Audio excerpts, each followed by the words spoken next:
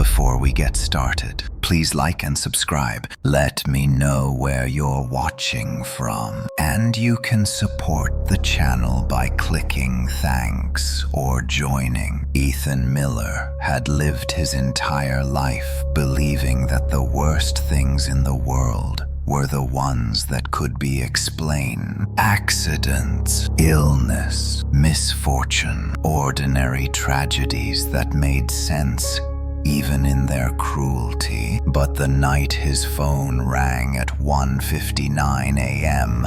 and showed his own number calling him, he realized that the things without explanations were far more terrifying. The apartment was silent except for the soft drone of the refrigerator in the next room. The darkness felt heavier than usual, as if the night itself were holding its breath. Ethan lay half awake, staring at the faint glow of the ceiling through his tired eyes, when the phone on his nightstand buzzed violently against the wood, startling him from his restless thoughts. He turned toward it, blinking at the bright screen. Incoming call from Ethan Miller. He sat up abruptly, rubbing the confusion from his face. The number displayed was identical to his own, his exact number. He reached for the phone with trembling fingers,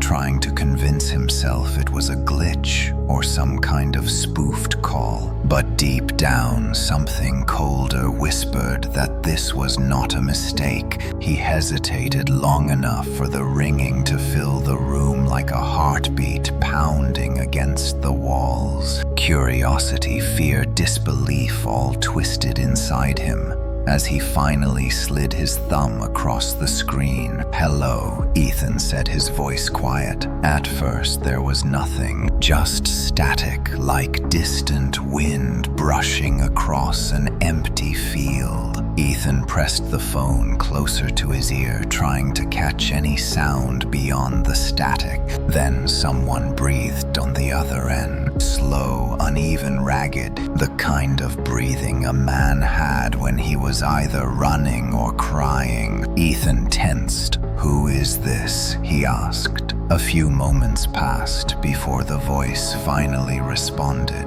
"Ethan, listen to me. You do not have much time." The voice cracked as though it were struggling through pain, but what chilled him was not the fear in the tone. It was the fact that the voice belonged to him, not a recording, not an imitation. It was his own natural voice, but older by a few years, sounding worn down and close to breaking. Ethan felt his pulse surge. "What kind of joke is this? How are you doing this?" The voice on the phone inhaled sharply. "I wish this were a joke. I wish someone else could tell you this. But it has to be me, because you will not believe anyone else. You have to listen carefully. Something is coming for you. Something that looks like you. Something that knows you." Ethan rubbed his forehead, trying to stop the spin of disbelief. "What do you mean, something that looks like me?" The voice trembled. "It is not a copy, not a ghost. It is worse. It learns, it adapts, it becomes you, and once it does, no one will ever know the difference. Not your co-workers, not your neighbors, not your friends. It will take your place and live your life, and you will be the one erased." Ethan swallowed hard. His throat felt tight. "And how do you know this?" A long, painful pause. "Because it already replaced me." Cold dread pooled in Ethan's chest like ice water. He stood from the bed, pacing slowly across the dark room, gripping the phone as though it were the only thing keeping him anchored to reality. His mind grasped for logic, but logic could not explain hearing a terrified version of himself claiming to have been replaced by something wearing his face. "You are not making sense," Ethan whispered. "You need to tell me what is really happening." The voice grew louder, more desperate. "I am you, Ethan. I am the you who survived long enough to warn you." I tried to run from it. I tried to hide, but it always knew where I was. It knows everything you know. It thinks like you. That is why you cannot let it inside. Do you understand? Do not let it inside. Ethan felt sweat bead across his forehead. What is trying to get inside? Where? Your apartment, the voice whispered. It will come to your door. It will knock, and it will speak in your voice. Do not open the door, not even a crack. The room felt smaller, as though the walls had drawn closer around him. Ethan looked toward the front door, visible from his bedroom. A faint glow from the street light outside outlined the edges of the frame. Nothing moved. Everything appeared normal, but the silence had changed. It had become expectant. Ethan lowered his voice. "Why is this happening?" Static swelled, then died. The answer came slowly. "Because you answered the call." Ethan froze. His breath caught. "What do you mean?" The voice struggled to form the words. "It tracks the versions of us who pick up. It follows the connection. The moment you heard me, your timeline split and it found you. I made the mistake first. Now you are making mine. You cannot undo it, but you can survive it if you do not let it through that door." Ethan pressed a hand to the wall to steady himself. "This is insane." The voice snapped sharply. "Do not hang up. If you do, you will not hear the rest. You need to know how it starts." The room seemed to darken, as if absorbing the words. The knocking, the voice continued, "will come exactly 3 minutes after the call ends. You will want to look through the peephole. Do not. Its eyes are wrong. They are almost yours, but not enough. Then it will try speaking softly first, then angry. It will say anything to make you open the door. But the moment you unlock it, there is no turning back." Ethan stared at the door again, feeling every muscle in his body tighten. His voice shook. "What happens if I never open it?" A heartbreaking answer filled the line. "Then it waits and waits and waits, and you will hear it every night until you break. No one lasts forever, Ethan. Not even me." The static grew harsher, cutting across the voice. Something like interference mixed with a deep, distorted rumble. The other Ethan gasped, as if yanked away from the phone. "It found me." The voice choked. "Ethan, listen to me. You must stay inside. Do not open the door for anything, not even if you hear yourself screaming outside. It is not you. It is never you." Ethan leaned forward, gripping the phone with both hands. "Where are you? Tell me where you are." A terrible sound echoed through the line. A thud, a struggle, a wet, dragging noise. Then a final whisper filled with absolute terror. "Do not let me in." The call ended. Ethan stared at the dark screen, unable to move. His breathing turned shallow as his ears filled with the suffocating silence of the apartment. The clock on his nightstand shifted from 2:01 to 2:02, 1 minute until the knocking. He backed away from the door, never taking his eyes off it, as the seconds dripped by like melting wax. Each moment stretched until it felt like hours. Then at 2:04, exactly 3 minutes after the call ended, someone knocked. 3 slow, gentle knocks. knocks, and a familiar voice whispered through the door. "Ethan, it is me. Let me in, please." Ethan Miller stood completely still in the center of his dim apartment as the final echo of the 3 knocks faded into the heavy silence. His breath trembled in his chest, barely held together by the fraying threads of reason. Every instinct urged him to run, but there was nowhere to go. The voice outside spoke again, softer this time, almost pleading. "Ethan, please, it is cold out here. Let me in. You know it is me." Ethan stepped back until his shoulders pressed against the living room wall. The voice was perfect. Every detail of tone, rhythm, and warmth mirrored his own. If he had not taken the call minutes earlier, he might have believed himself standing outside the door. But the call had changed everything. The warning from the older version of himself still rang in his skull. "Do not open the door, no matter what it says." He stared at the front door, feeling the weight of the apartment closing in around him. Shadows thickened in the corners, and the ticking of the clock on the wall slowed until each second felt like a distant thud in a vast empty room. Ethan fought the urge to speak. If he answered, would it become stronger? Would it learn more about him?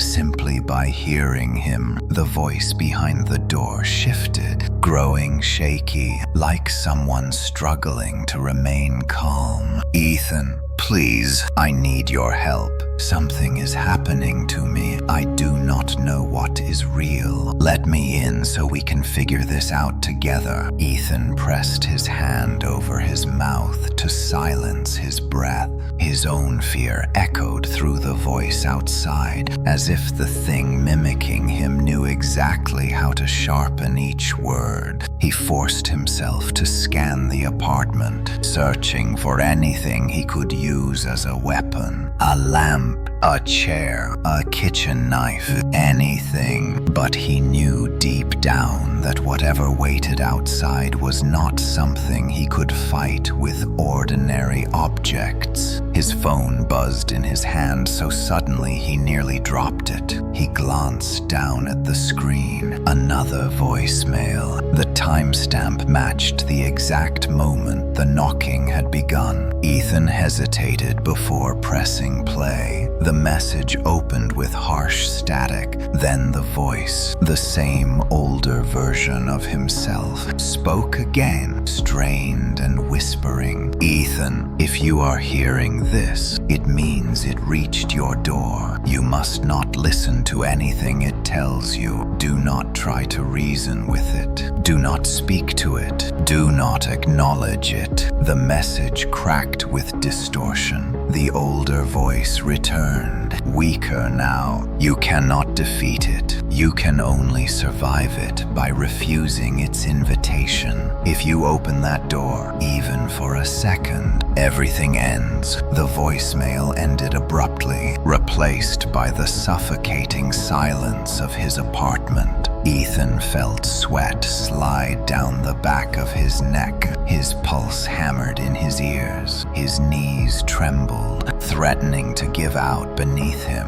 Then the voice outside the door changed. It no longer sounded like him. "Ethan." The voice elongated his name, shaping it into something warped and hungry. The tone grew deeper, scraping like metal drawn across stone. "Open the door, Ethan. Let me see you." Ethan squeezed his eyes shut, refusing to look at the door, refusing to acknowledge the thing waiting patiently on the other side. He backed slowly toward the hallway, phone clutched tightly in his shaking hand. He reached his bedroom door and slipped inside, closing it as quietly as possible. Darkness filled the room, interrupted only by the pale glow of the streetlight outside, filtering weakly through the curtains. Ethan moved to the far wall, putting as much distance between himself and the front door as he could. His breath came in shallow bursts, his thoughts scattered like leaves in a storm.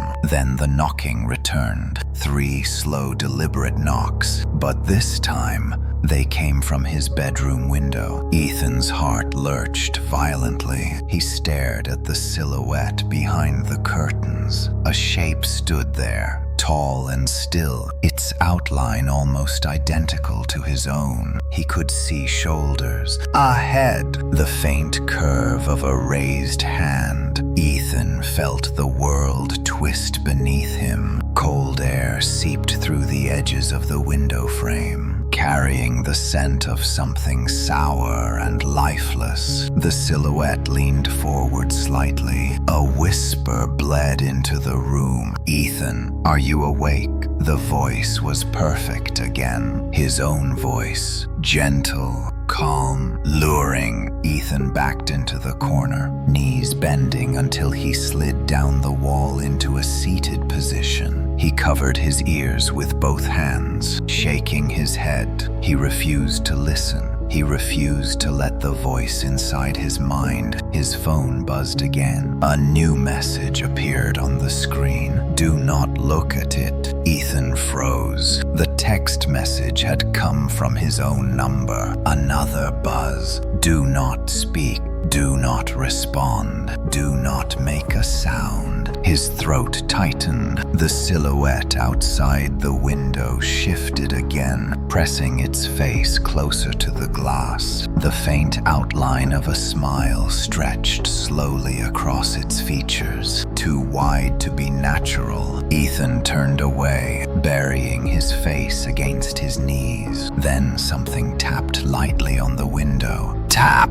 tap, tap. Each tap matched the rhythm of his heartbeat. The whisper returned, softer, as if trying to coax him. "Ethan, I am cold. Please let me in. You know what loneliness feels like. I feel it too. We do not have to be alone anymore. Just open the window." Ethan bit down on his hand to keep from making any sound. A tear slid down his cheek. He had spent years living alone, never realizing how vulnerable that loneliness made him until now. The thing outside knew that weakness. It knew how to use his fears, his regrets, his longing for connection. Suddenly, the whisper sharpened into a hiss. "Look at me." Ethan curled deeper into himself. The window rattled violently as if struck by invisible hands. The entire apartment trembled. Ethan felt the air pressure shift, growing heavier, suffocating. Then everything stopped. Silence swallowed the room whole. Seconds passed. Minutes. Ethan did not move. He did not breathe deeply. He waited until the cold presence behind the curtain faded. He waited until the apartment no longer felt like it was collapsing around him. His phone buzzed one last time. A new message appeared. "It is not gone. It is waiting. Do not sleep tonight." The message ended with 3 words that made Ethan's blood freeze. "I am inside already." Ethan Miller did not sleep. Hours passed, yet he remained pressed against the wall of his bedroom. His body stiff, his mind fraying at the edges. The apartment was silent again, but silence no longer meant safety. It meant the thing that wore his face was thinking, waiting, planning its next move. Every second of quiet felt like a breath held too long, like the world pausing in anticipation of something breaking. The message on his phone repeated in his mind, "I am inside already." Those words burrowed into him like cold hooks. He replayed every noise, every shadow he had seen or imagined since the call began. Had it slipped inside before he even noticed?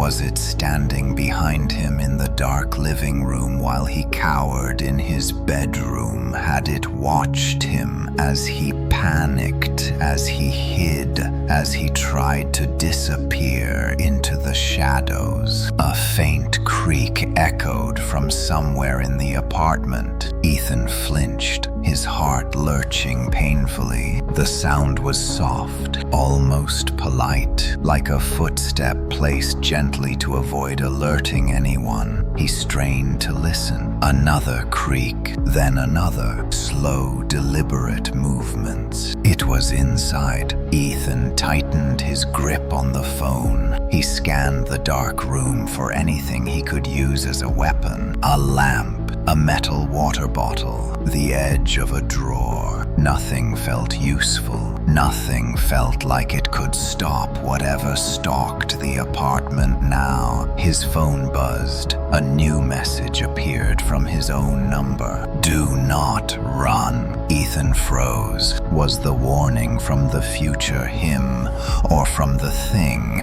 The text offered no hints. His pulse hammered in his throat as another message arrived. "It can hear you breathe." Ethan slapped a hand over his mouth, forcing himself to inhale quietly through his nose. Each breath felt like a betrayal, a signal calling the thing toward him. Tears stung the corners of his eyes as another text buzzed onto the screen. "Stay still, stay silent. It is close." A shadow passed beneath the gap of his bedroom door. Ethan's entire body locked. He watched the darkness shift softly, the shadow stretching then retreating as though the thing were pacing outside, searching, listening, testing the air for him. He clamped his eyes shut, praying it would leave, but then the doorknob moved, not twisting completely, just a small testing motion. The metal clicked softly as if a curious hand pressed against it. Ethan's nails dug into his palms. The knob twitched again, a slow, precise movement, like fingers learning the shape of the lock. Then a voice whispered through the door, "Ethan, are you awake?" His own voice, but not perfect this time. Something was off. The pitch wavered, the rhythm stuttered, a mimic struggling to stabilize itself. Ethan remained silent, but his pulse pounded like thunder in his skull. He prayed the creature could not hear it. The voice returned, softer now, more careful. "Ethan, it is me. You do not have to be scared. Come out. We can talk. I need to see you." The doorknob turned again. Ethan squeezed his eyes shut, pressing himself deeper into the corner. His breathing grew sharp and shallow. His phone buzzed once more. "Do not answer it. Do not speak." The shadow outside shifted. Suddenly footsteps moved away from the door, slow at first, then faster, dragging slightly as though the creature's legs did not bend quite right. The sound faded into the living room. Silence settled again. Ethan waited. 1 minute, 5, 10. He did not move. Every part of him remained coiled tight with fear, but eventually his need to know overpowered his terror. He crawled toward the bedroom door, moving on hands and knees to avoid the floorboards that creaked under his full weight. He pressed his ear against the door. Nothing. He reached for the doorknob slowly. His fingers trembled. He turned it gently and pulled the door open just an inch, just enough to peek. The apartment was dark and still. No silhouettes, no sound of breathing, no movement, but something felt wrong. The air carried a strange weight, as though it were thickened, disturbed by an unseen presence. Ethan slipped out of the room. His bare feet touched the cold floor as he crept down the hallway. The living room stretched before him, empty, quiet, illuminated by the faint orange glow of the street lamp outside. The front door remained shut, the curtains unmoved. He took another step. Then he noticed the bathroom door. It was slightly open. Ethan's stomach twisted. He never left that door open. Slowly he approached it. The gap was small, barely an inch, but through it he could see only darkness. He reached out and nudged the door. The hinges creaked softly as the door drifted open. The bathroom looked empty. The mirror reflected the dark hallway behind him. The shower curtain hung still. Everything appeared normal. Then the mirror moved. Not the glass itself, but the reflection. Ethan stared at his own image in the mirror, realizing with cold dread that his reflection was breathing faster than he was. The reflection blinked a heartbeat too late. Its shoulders rose and fell out of sync with his own. It was watching him. A smile crept slowly across its face. Ethan stumbled back, slamming his shoulder into the hallway wall. His reflection remained in the bathroom, smiling unnaturally wide, its teeth too numerous, too sharp. Then it raised its hand and tapped on the inside of the mirror. Tap, tap, tap. Ethan bolted down the hallway, nearly tripping over himself as he scrambled back into his bedroom and slammed the door. He locked it and pressed his full weight against it, shaking violently. His phone buzzed again. A new message. It is not trapped in the mirror. The mirror is only how it learns you. Ethan stared at the words through the blur of fear. Another message arrived. It is behind you. Ethan whipped around, breath caught in his throat. The room behind him was dark, silent, empty, but something in the darkness moved. A soft shift of weight,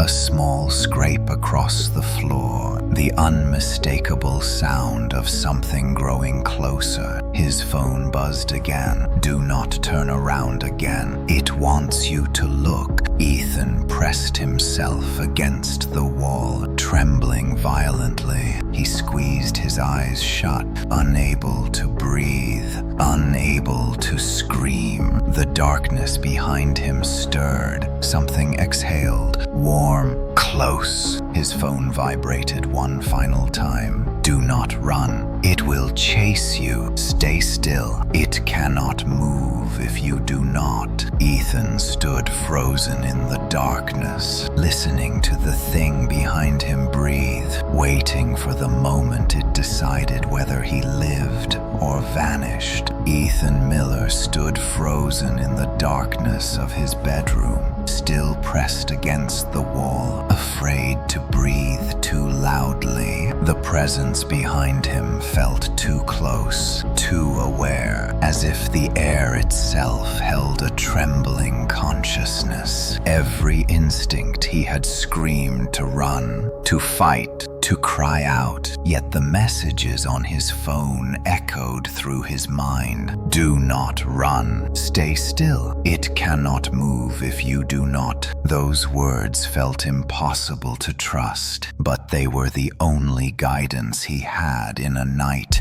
that no longer obeyed the rules of reality. The silence around him deepened. The darkness shifted with slow, subtle movements, like a creature adjusting its shape in the shadows. Ethan squeezed his eyes shut tighter, afraid that even the act of seeing would give the thing permission to touch him. His heartbeat thundered against his ribs, loud enough that he feared the creature could hear it. The warmth of its breath brushed the back of his neck again, too human to ignore, but too unnatural to belong to anything living. Seconds stretched into into minutes. The air grew colder. Ethan's legs trembled beneath him, and he feared that if they buckled even slightly, the noise would break the fragile stillness keeping him alive.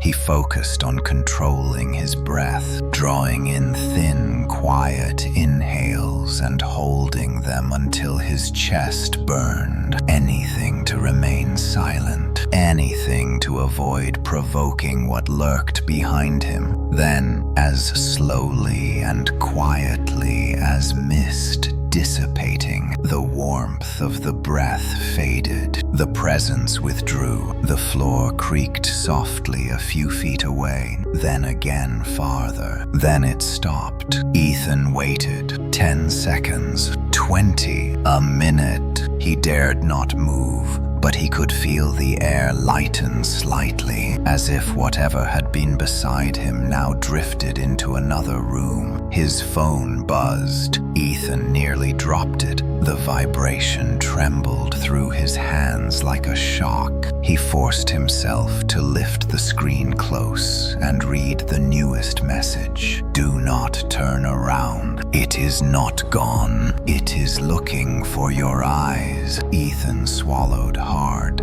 His throat felt dry and raw. Slowly, so slowly, he slid down the wall until he sat on the floor, his back still pressed firmly against the surface. His entire body shook with exhaustion and fear. He did not trust the silence, and he did not dare to disturb it. Minutes passed before Ethan heard another creak, this one coming from the hallway. A soft dragging sound followed, like something brushing across the wooden floor. Ethan listened intently. The sound drifted past his bedroom, moving toward the living room. It paused, then grew quieter, as if the creature moved farther away. Ethan gathered enough courage to whisper barely above his breath, "What are you?"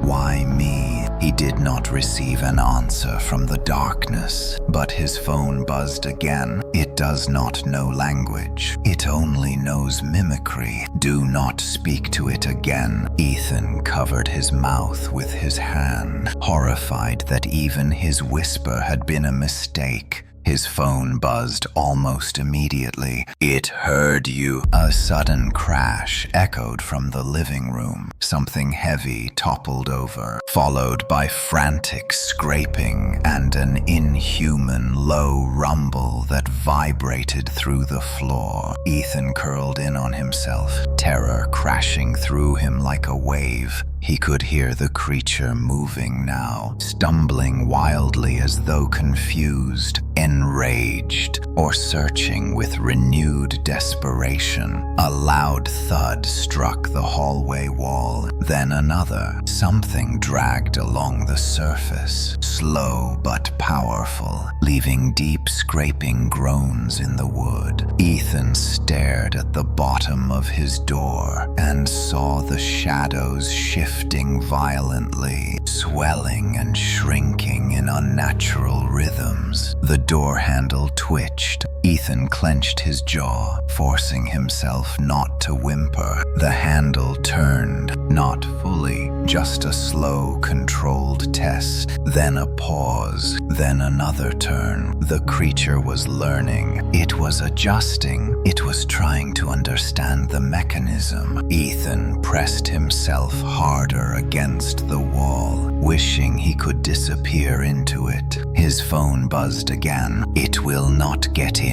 Not yet, but you must leave the room before sunrise." Ethan read the message twice. The idea of leaving his room felt insane. Danger waited in the apartment, yet the message continued. "If you stay past sunrise, it will become you. That is how I was lost." Ethan's pulse hammered. His fingers tightened around the phone. Another message arrived. You must reach the front door, but move only when it cannot see you," Ethan whispered to himself, barely audible. "How do I know when that is?" A new buzz. You will hear the silence. Ethan did not understand, but he had no other guidance. Slowly, painfully, he pushed himself onto his knees, careful not to let the floor creak. His legs trembled beneath him as he positioned himself near the bedroom door. He listened for any noise beyond it. A low hum, a dragging step, a faint rasp of breath. He could not tell where the creature was. Then the sound stopped abruptly. The entire apartment fell into a silence so pure and complete that it made Ethan's skin crawl. It felt wrong, like the air had been sucked out of the world, leaving only a hollow emptiness. Ethan recognized it instantly. The silence. He did not know how he knew. He simply did. He turned the lock on his bedroom door as quietly as possible and held his breath. He pushed the door open just an inch. The hinge squeaked softly. He froze, waiting. The silence remained unbroken. He slipped into the hallway. The air felt colder here, as if each step pulled him deeper into something unnatural. He moved carefully, placing each foot slowly, controlling every shift of weight.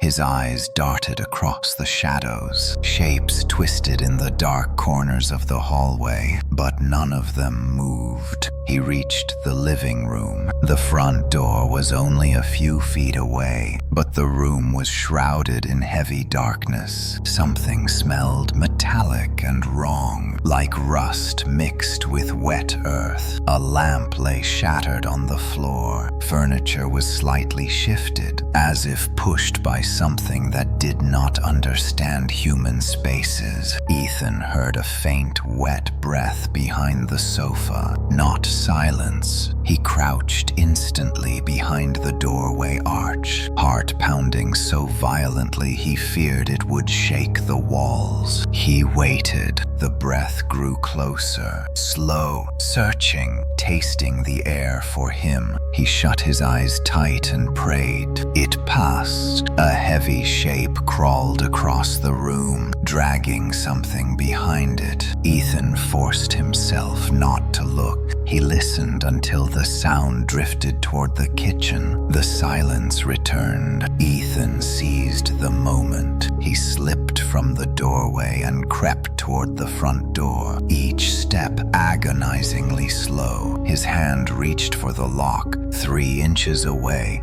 2, 1. The silence shattered. A roar of scraping limbs exploded behind him. He lunged for the door handle, twisting it as fast as he could. The creature screamed, a broken mimic of his own voice, twisting the sound into something monstrous. Ethan threw the door open. A hand made of shadow and flesh reached for his ankle. He kicked free and bolted into the hallway as the creature screeched behind him. His phone buzzed. "Do not stop running now." Ethan Miller sprinted down the dim hallway of the apartment building, his breath tearing through his chest in sharp, burning gulps. The cold air stung his lungs as he ran, yet the fear clawing at his spine urged him forward faster than his shaking legs could manage. Behind him, the creature erupted through his apartment doorway with a shriek that scraped the air like metal dragged across bone. Its cry echoed through the stairwell, rattling the old walls and vibrating in Ethan's ribs. It sounded like him, but distorted, stretched, broken into pieces that no human throat could produce. He stumbled down the first flight of stairs, grabbing the railing to keep from falling. His socks slipped on the concrete steps. He barely caught himself before his face hit the landing. He glanced over his shoulder. A shifting mass of shadow and flesh oozed around the doorway at the top of the stairs. The creature twitched, as if shifting between forms, searching for the right shape to fit through the narrow frame. Its arms elongated, bending in places where joints should not exist. It sniffed the air with wet, rattling breaths. Ethan lifted himself and forced his legs into motion again. The stairwell echoed with the thundering beat of his footsteps, bouncing wildly off the cold walls. Every sound felt too loud, like an alarm announcing his location to the thing hunting him. His phone buzzed in his pocket again. He knew he should not answer while running, but the messages had saved him before. He could not ignore them now. He dug the phone from his pocket mid-stride and flicked his eyes to the screen. Do not stop. It does not see you when you move quickly. It only hears. Ethan cursed under his breath. He pushed himself harder, nearly tripping, as he leapt down the next set of stairs. His legs screamed in protest. His lungs felt ready to collapse. He gripped the phone, clinging to the words as if they alone kept him alive. Behind him, the stairwell exploded with noise. Thud! A heavy impact shook the railing. The creature had dropped from one floor to the next rather than running the stairs. Ethan felt the vibrations under his feet. He nearly fell again as he turned a corner, sprinting down another flight. Another message buzzed. It is adapting. It is faster now. You must reach the exit before it learns you completely. Ethan did not know how long he could keep running. Every breath scraped like fire. His vision blurred at the edges, yet the survival instinct screaming inside him drowned out everything else. He barreled down the final flight of stairs and shoved through the heavy metal door into the lobby. The building lobby was dark except for the faint glow of a malfunctioning fluorescent light flickering near the ceiling. Shadows jittered across the walls as the light buzzed and sputtered. The space felt hostile, unfamiliar, as if the building itself reacted to the horror climbing down the stairwell behind him. Ethan sprinted for the front doors. His hand slammed against the cold metal bar, pushing the door open. A blast of icy winter air hit him full force. But freedom meant nothing compared to survival. He stumbled onto the sidewalk, gasping and staggering. The street was empty. No passing cars, no pedestrians, no sounds except the quiet hum of faraway traffic. The entire world felt muted under the sickly glow of the street lamps. Snow drifted gently in the air, coating the ground in a thin white layer. The peaceful scene felt violently out of place compared to the nightmare behind him. He turned to look at the building. The stairwell door slammed open. The creature poured out like liquid shadow forced into a human shape. Its limbs flickered between forms, sometimes feet, sometimes claws, sometimes nothing but black tendrils dragging across the pavement. Its face rippled between expressions, some almost his, others twisted beyond anything human. It stretched its head toward him, sniffing the cold air. Listening, Ethan froze. His phone buzzed again. Do not move. It cannot see you now. It is listening. Ethan stood still as a statue. Even his breathing slowed. snowflakes drifted onto his hair and eyelashes. He felt the cold invade his skin, sinking deep until his muscles began to twitch. The creature tilted its head unnaturally far to the side. Listening, a long, distorted exhale escaped its shifting mouth. Then it began to walk, not toward him, past him. It moved down the sidewalk slowly, methodically, like a predator tracking a scent trail. Ethan forced himself not to react. Even as the creature drifted closer, its strange limbs dragged through the snow, leaving melted streaks behind. Steam rose where its body touched the ground. It passed within 10 feet of him. Its head snapped toward him suddenly. Ethan's heart nearly stopped. The thing's eyes were wrong. They were shaped like his, placed like his, but the pupils were too large, swallowing almost all the color. They vibrated with a faint shimmer, like staring into dark water lit from beneath. The creature leaned forward. Its face twisted. It inhaled deeply. Ethan held his breath until his lungs ached. A moment passed, then another. Finally, the creature turned away and continued down the sidewalk, following some phantom trail Ethan had not left. Its limbs shifted again, adapting to a faster shape,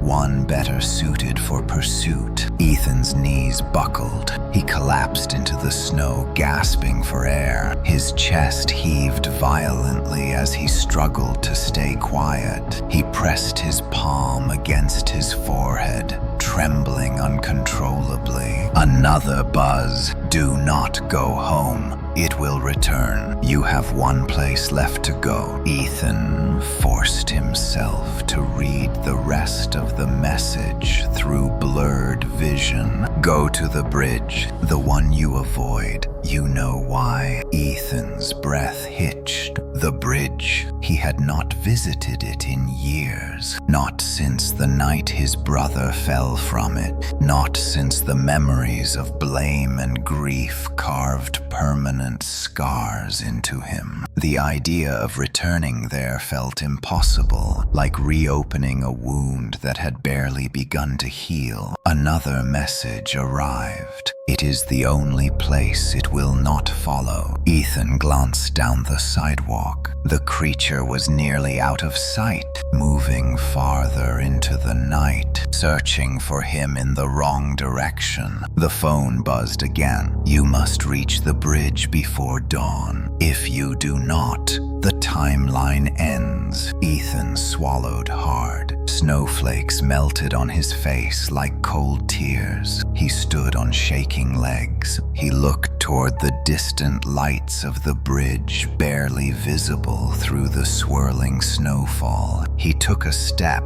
then another. Behind him, the creature screeched, piercing the silence as it realized its mistake. Ethan broke into a run toward the bridge and toward whatever waited for him there. Ethan Miller pushed himself through the freezing air as he ran toward the distant bridge. Snow swirled around him in frantic spirals, illuminated only by the pale glow of street lamps that stretched thin shadows across the empty road. His breath tore from his throat in painful bursts, forming white clouds that vanished into the wind. Every step felt heavier than the last, as if gravity itself were tightening its grip on him. But he could not stop, not when the creature's shriek still echoed behind him, not when his phone buzzed again and again with messages he had no choice but to obey. The bridge loomed ahead, a dark silhouette rising above the frozen river like a skeletal monument. Steel beams arched above the road, coated with frost and years of rust. The sight alone made Ethan's stomach twist. Memories he had buried deep clawed their way back into his consciousness. His brother Daniel's face,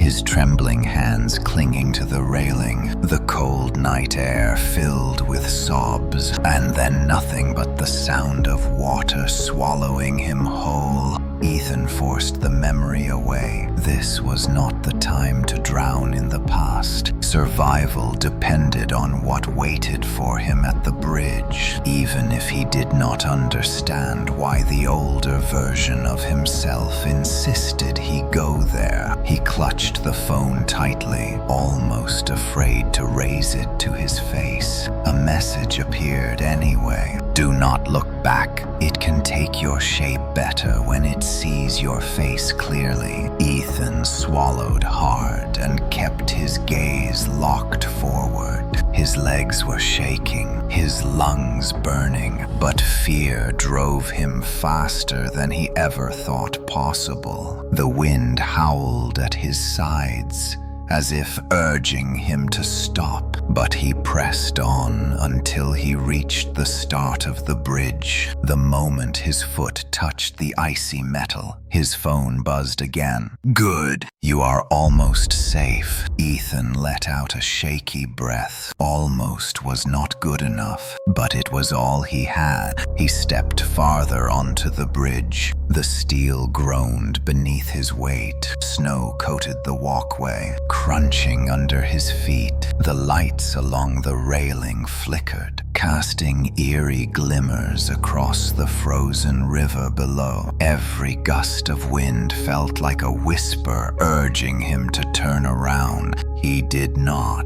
But when he reached the midpoint of the bridge, something changed. The air grew colder somehow. The silence deepened until even the sound of his own breathing seemed muffled. The street lamps above dimmed, leaving only a faint bluish glow. Ethan's skin prickled. He felt watched, but not by the creature. Something older, something heavier. His phone buzzed again. It cannot cross onto the bridge, but you are not alone here. Ethan's pulse shot upward. His eyes darted around the dark expanse of the bridge, searching for movement, shadows, anything. The wind sliced through the air with a low wail like a distant cry. He took a hesitant step back, but his phone buzzed instantly. Do not turn around. Ethan clenched his fist around the phone, knuckles whitening. Panic clawed at his ribs. He forced himself to stand still, listening to the haunting wind as it swirled around him. Another message appeared. You must face what you avoided. The bridge remembers. Ethan's throat tightened. He did not want to remember. He had spent years trying to erase the night Daniel died, trying to forget Ethan's own role in it. But the bridge remembered. His past remembered. And now something else did too. Footsteps echoed behind him, slow, heavy, echoing off the steel beams like a pulse. Ethan's heart slammed against his chest, against every instinct, screaming at him to run. He stayed still. He squeezed his eyes shut. The footsteps grew closer. Ethan, the voice was soft, familiar, painful. Ethan, please. He felt his entire body lock up. That voice, that impossibly familiar trembling voice. Daniel, no, Ethan whispered under his breath. No, it is not real. His phone vibrated once more. Do not listen. It is not him. It is the bridge showing you what breaks you. But the footsteps did not stop.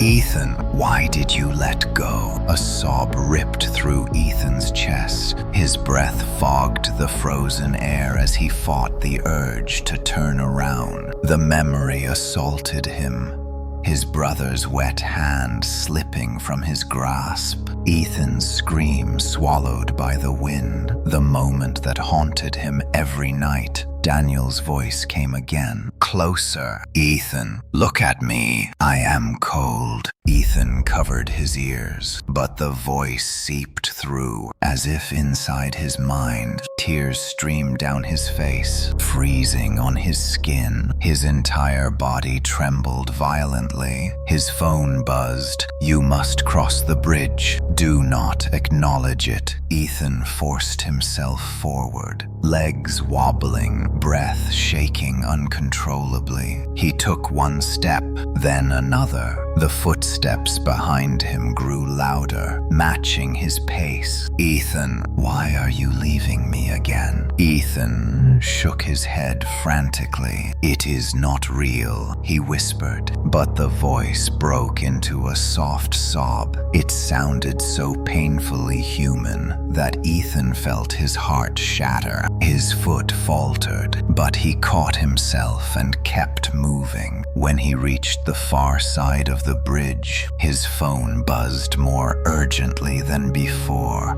"Do not stop. Run!" Ethan obeyed instantly. His legs screamed in agony, but he ran until the icy air blurred around him. He did not dare look back. He did not dare slow down. Behind him, the voice changed. The sobbing stopped. Daniel's voice shifted into something hollow, something ancient. A whisper stretched across the wind. "You did not save him. You will not save yourself." Ethan's blood ran cold. His breath came out in ragged bursts as he sprinted toward the end of the bridge. His phone buzzed one more time. "It is crossing. It should not be able to. Something is wrong." Ethan's heart nearly stopped. He risked a glance over his shoulder. A figure stood at the center of the bridge. Not Daniel, not the creature, something else. A tall shape made of shadows and frost. Its form shifting like smoke trapped in ice. Its face was hollow, featureless, but its presence felt crushing, suffocating. The bridge groaned beneath it. Another message appeared on Ethan's phone.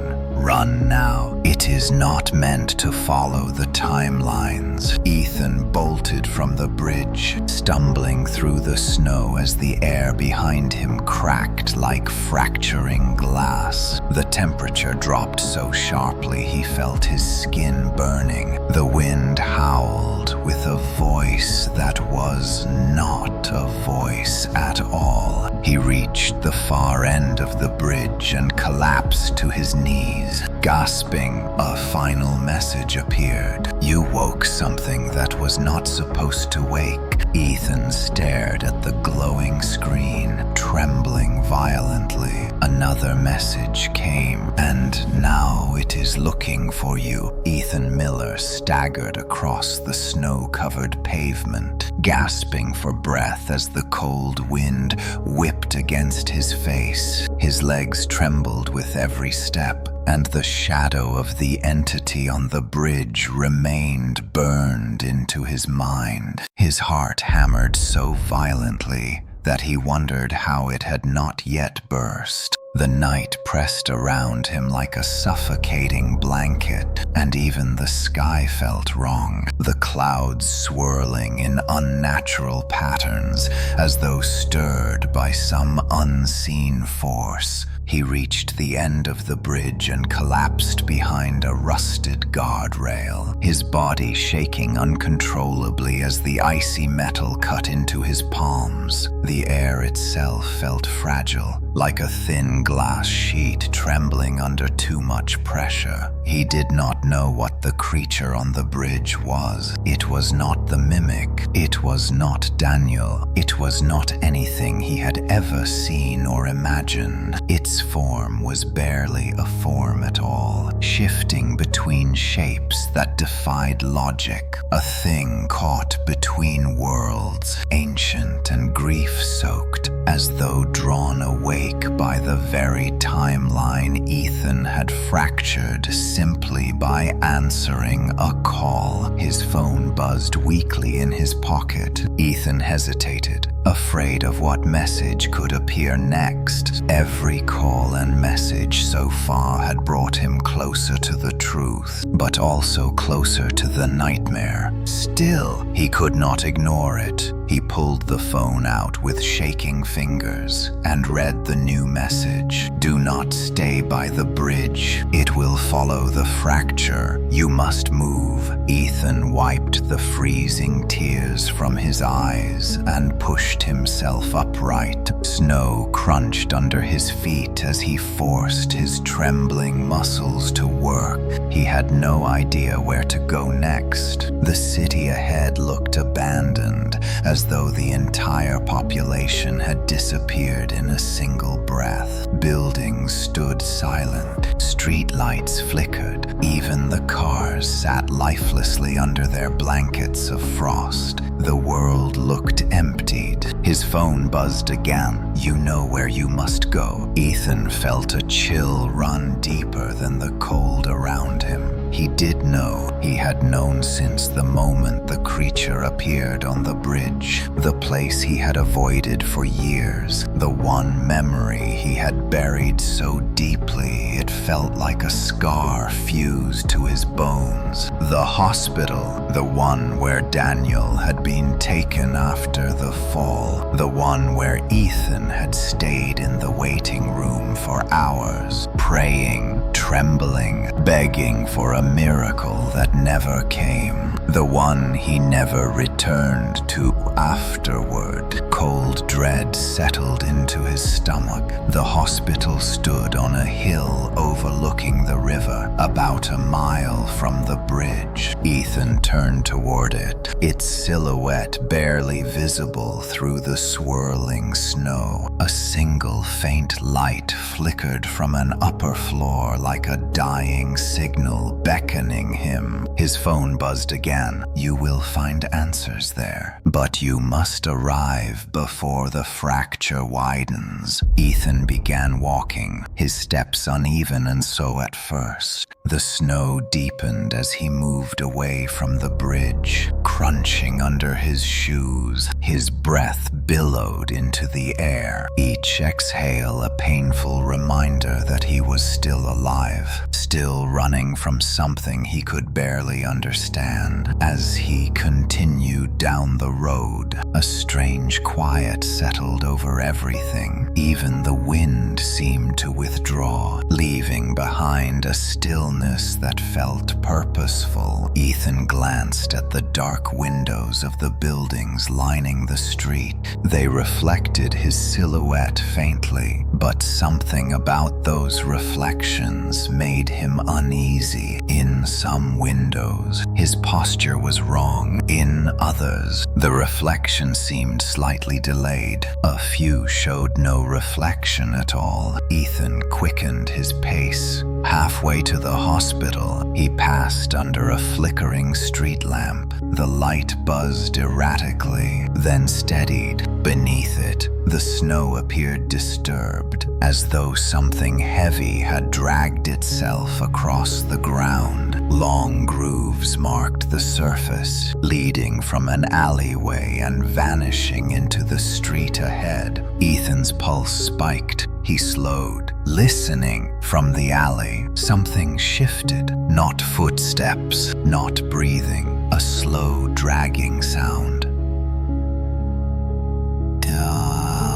Rhythmic and unnatural, like a body being pulled by something that did not know how limbs worked. Ethan's phone buzzed sharply. "Do not look. Keep walking." He obeyed instantly, turning his gaze away from the alley, even as cold fear pulsed through his spine. He forced his legs to move faster. The dragging sound grew louder behind him. Then it stopped. Silence. Ethan did not dare turn around. He pressed forward, his breath trembling, his teeth chattering as the cold intensified around him. Finally, after what felt like a lifetime, the hospital came into full view. The building loomed above the snowy hill like a giant shadow, windows blackened except for a single flickering light near the top. Its once white walls were stained gray and brown with age. The front entrance stood partially open, the glass door cracked as if struck from the inside. Ethan approached cautiously. The snow around the entrance was untouched, no footprints except his own. The quiet was suffocating. His phone buzzed. "Go inside. Do not call out." Ethan pressed his hand against the cold metal frame of the door and pushed it wider. It groaned loudly, echoing through the dark lobby. He stepped inside. The air felt different here, thicker, heavier, tinged with the scent of disinfectant and something sour beneath it. The lobby was dimly lit by emergency lights that cast a pale green glow across the walls. Abandoned wheelchairs and overturned gurneys cluttered the space. Papers lay scattered across the floor, frozen into place by thin layers of ice. Ethan felt watched. He stepped deeper into the building, each footstep echoing ominously. The silence pressed against his ears until he could hear his own heartbeat again. He reached the elevator at the far wall. Its doors were slightly open, revealing darkness inside. His phone buzzed.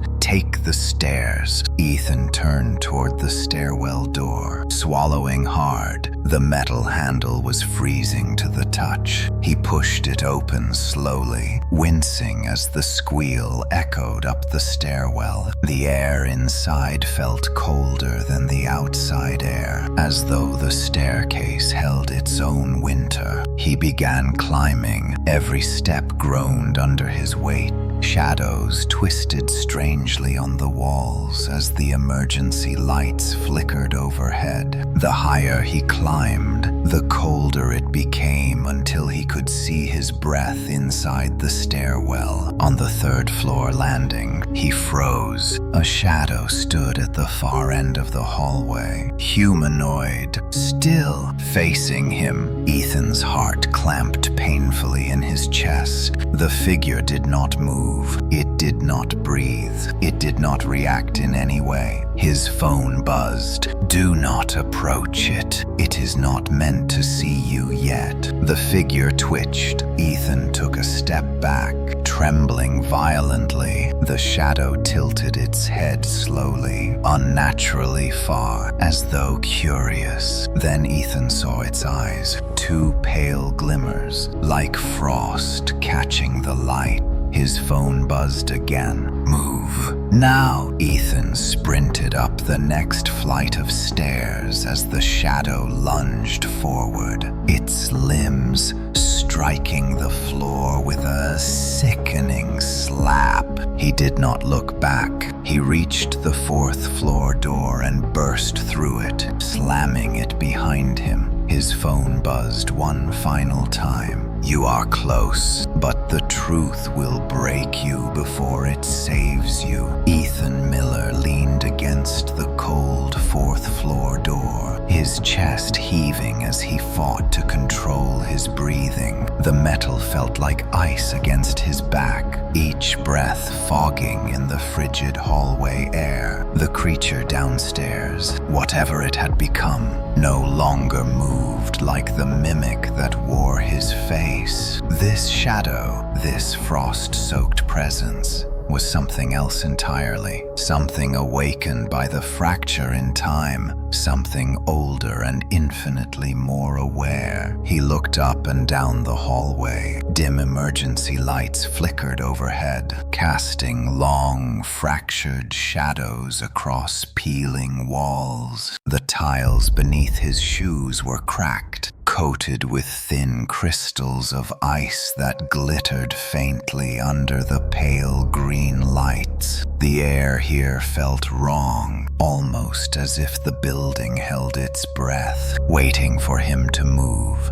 His phone buzzed quietly in his hand. Do not stop now. It knows you entered the 4th floor. Ethan wiped his forehead with a trembling hand. The cold was starting to sink into his bones. He stepped forward slowly, each footfall careful and silent. The 4th floor had once been a patient care wing, but now the hallway felt more like a mausoleum. Empty rooms lined both sides, some with doors slightly open, others shut tight. Wheelchairs and abandoned carts sat frozen in place like forgotten relics. As he passed one doorway, he glimpsed movement inside. A shadow flickered across the far wall. He stopped. His heart lurched. The phone buzzed again. Do not look inside the rooms. They are echoes. They are not alive. Ethan swallowed hard and kept walking. His steps echoed faintly, bouncing into the lifeless hallway. Then his eyes caught something strange near the nurse's station. A trail of frost spread across the floor, originating from a dark room near the end of the hallway. The frost glistened like shattered glass. His skin prickled. He approached slowly. A soft whisper drifted from inside the room. Ethan, his heart stopped. It was Daniel's voice again. He froze mid-step, his breath caught halfway. The whisper came again, softer this time, more broken. Ethan, it hurts. Ethan squeezed his eyes shut. His fingers tightened around his phone. The ache of memory dug deep. His brother's voice had always carried a particular tremble when he was scared. This was identical. Perfect. Cruel. His phone buzzed sharply. Do not respond. Do not go inside. The fracture is strongest here. It feeds on regret. Ethan forced himself to continue walking, fighting against the pull of the voice calling to him. The hallway darkened slightly as the lights flickered overhead. The temperature dropped further, and his breath grew thicker in the air. Then, suddenly, all lights went out. Total darkness swallowed him whole. Ethan's panic surged. He reached blindly for the wall, steadying himself, heart pounding in his ears. The phone screen cast a faint glow, illuminating only his trembling hands. A message appeared. Stay still. It is near you. Ethan froze. The darkness felt alive now, dense and suffocating. Something moved directly in front of him. A faint scraping sound crossed the floor, then another. The air carried a new coldness, deeper and more biting than before, as though something monstrous drew breath only inches away. He lifted his phone slightly. Its weak glow revealed nothing but swirling shadows. A voice whispered inches from his ear. Ethan. Ethan almost screamed. But the whisper was not Daniel's. It was his own voice, mirrored perfectly. Quiet, controlled, dead. Another message flashed onto his phone. It found you. Do not speak. A shape appeared at the edge of his vision. A human silhouette, but wrong. Shoulders too narrow, limbs too long. Its head tilted at an unnatural angle, studying him. Its body pulsed as if struggling to hold a stable shape. Ethan's breath shook violently. The lights flickered back on. The creature vanished. Ethan blinked rapidly, heart racing. He staggered backward, scanning the hallway. Nothing, no movement, no shadow, only silence. His phone buzzed again. It is learning your stillness. It will not remain confused for long. Ethan forced himself forward until he reached the nurse's station. A cracked computer monitor flickered weakly, its screen displaying static. Papers were scattered across the counter, some frozen to the surface. A patient chart lay open, pages stiff with frost.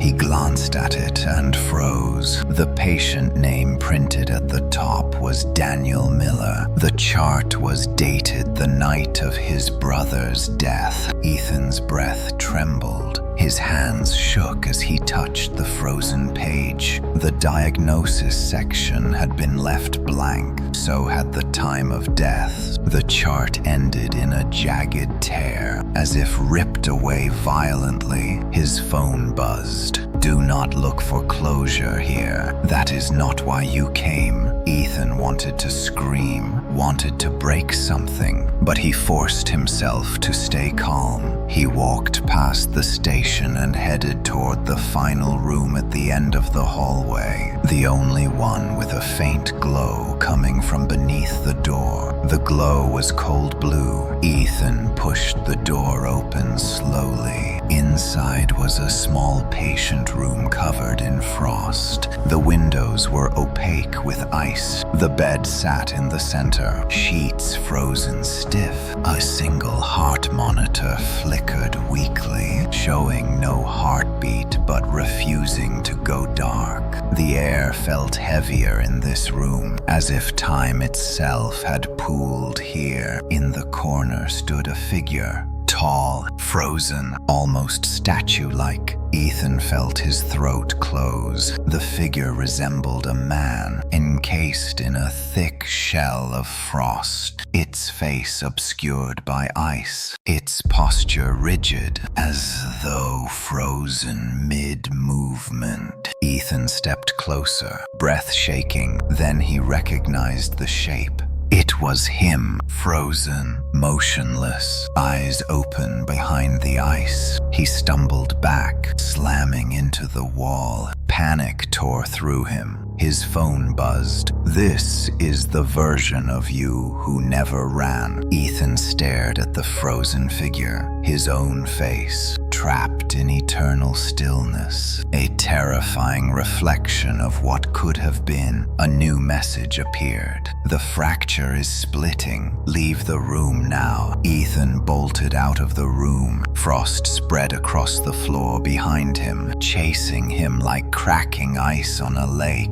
The hallway shuddered. Lights burst overhead. The building groaned. As he ran toward the stairwell, his phone buzzed one final time. "It is not just following you anymore. It is hunting every version of you." Ethan Miller burst through the stairwell door leading down from the 4th floor. But the moment he crossed the threshold, he froze. The hospital had changed. It was no longer the dim, abandoned structure he had entered minutes ago. The walls looked older, the paint peeled back farther, curling like dead skin. The air thickened with the smell of rust and damp concrete. Somewhere distant, a fluorescent light buzzed, but much of the building now sat in choking darkness as though swallowed by time. His breath clouded the air in rapid bursts. He felt the weight of unseen eyes pressing down on him. He gripped the railing tightly, forcing himself to descend the stairs one careful step at a time. His phone vibrated in his pocket, but he did not dare answer until he reached the next landing. When he did look, only 3 words appeared. "It followed you." Ethan's stomach dropped. He turned slowly and peered up the stairwell. Nothing moved. No shadows stretched or shifted, but the silence was too deep,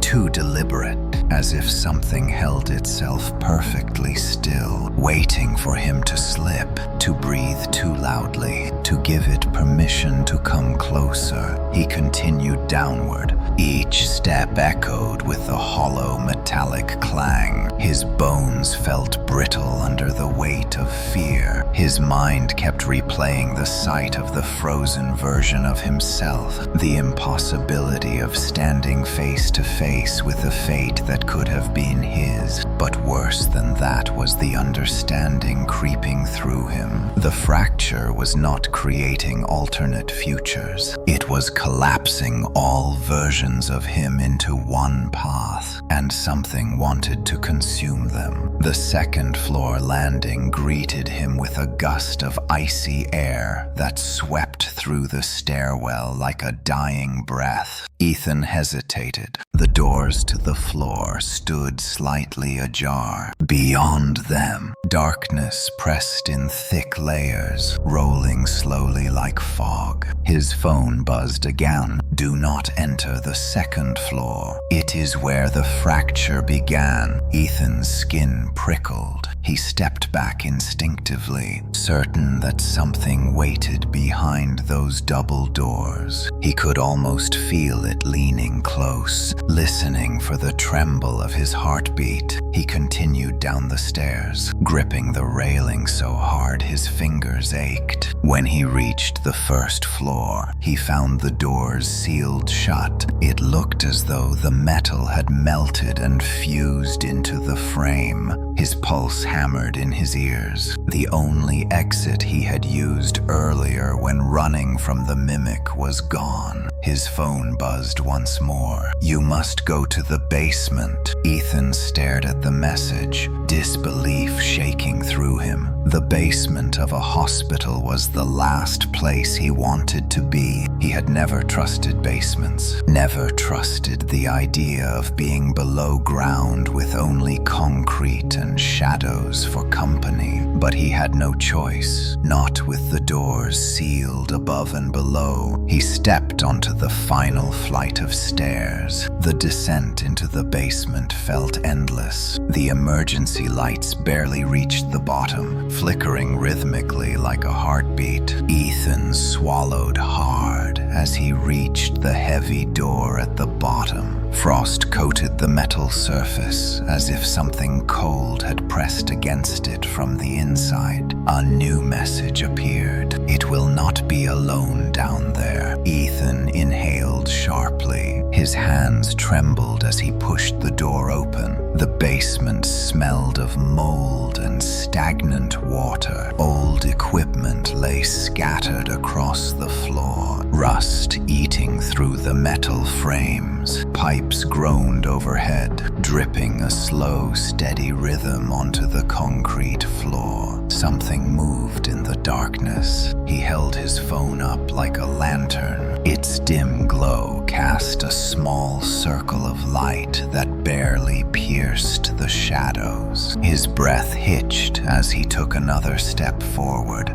He could hear something soft, dragging noises, like someone pulling a heavy cloth across the floor. He forced himself deeper into the basement. A faint whisper echoed through the darkness. Ethan, he spun around. The voice was not Daniel's, not his own, not even the mimic's attempt to distort his tone. This voice sounded like many voices layered together, all of them out of sync, as though fragments of every version of Ethan were calling out from every timeline at once. His phone vibrated violently. Do not answer. Do not look toward the voice. Move forward now. Ethan did as the message instructed. His legs trembled as he pushed deeper into the basement. The air grew colder and heavier. The walls were coated with ice in long, sweeping patterns like cracks spreading through glass. He reached a corner and turned into a narrow corridor. The fluorescent lights here flickered violently, then burst, plunging everything into darkness. Ethan raised his phone again. The glow widened just enough to reveal something in front of him. A silhouette stood at the far end of the corridor. It It was him, not frozen, not shifting, not distorted. It looked exactly like him, down to the smallest detail. Ethan's chest tightened painfully. The double lifted a hand, palm forward, as if pleading for him to stop. Ethan stepped back instinctively. His phone buzzed. That one is dangerous. It knows everything you know. It remembers everything you forgot. Do not let it speak.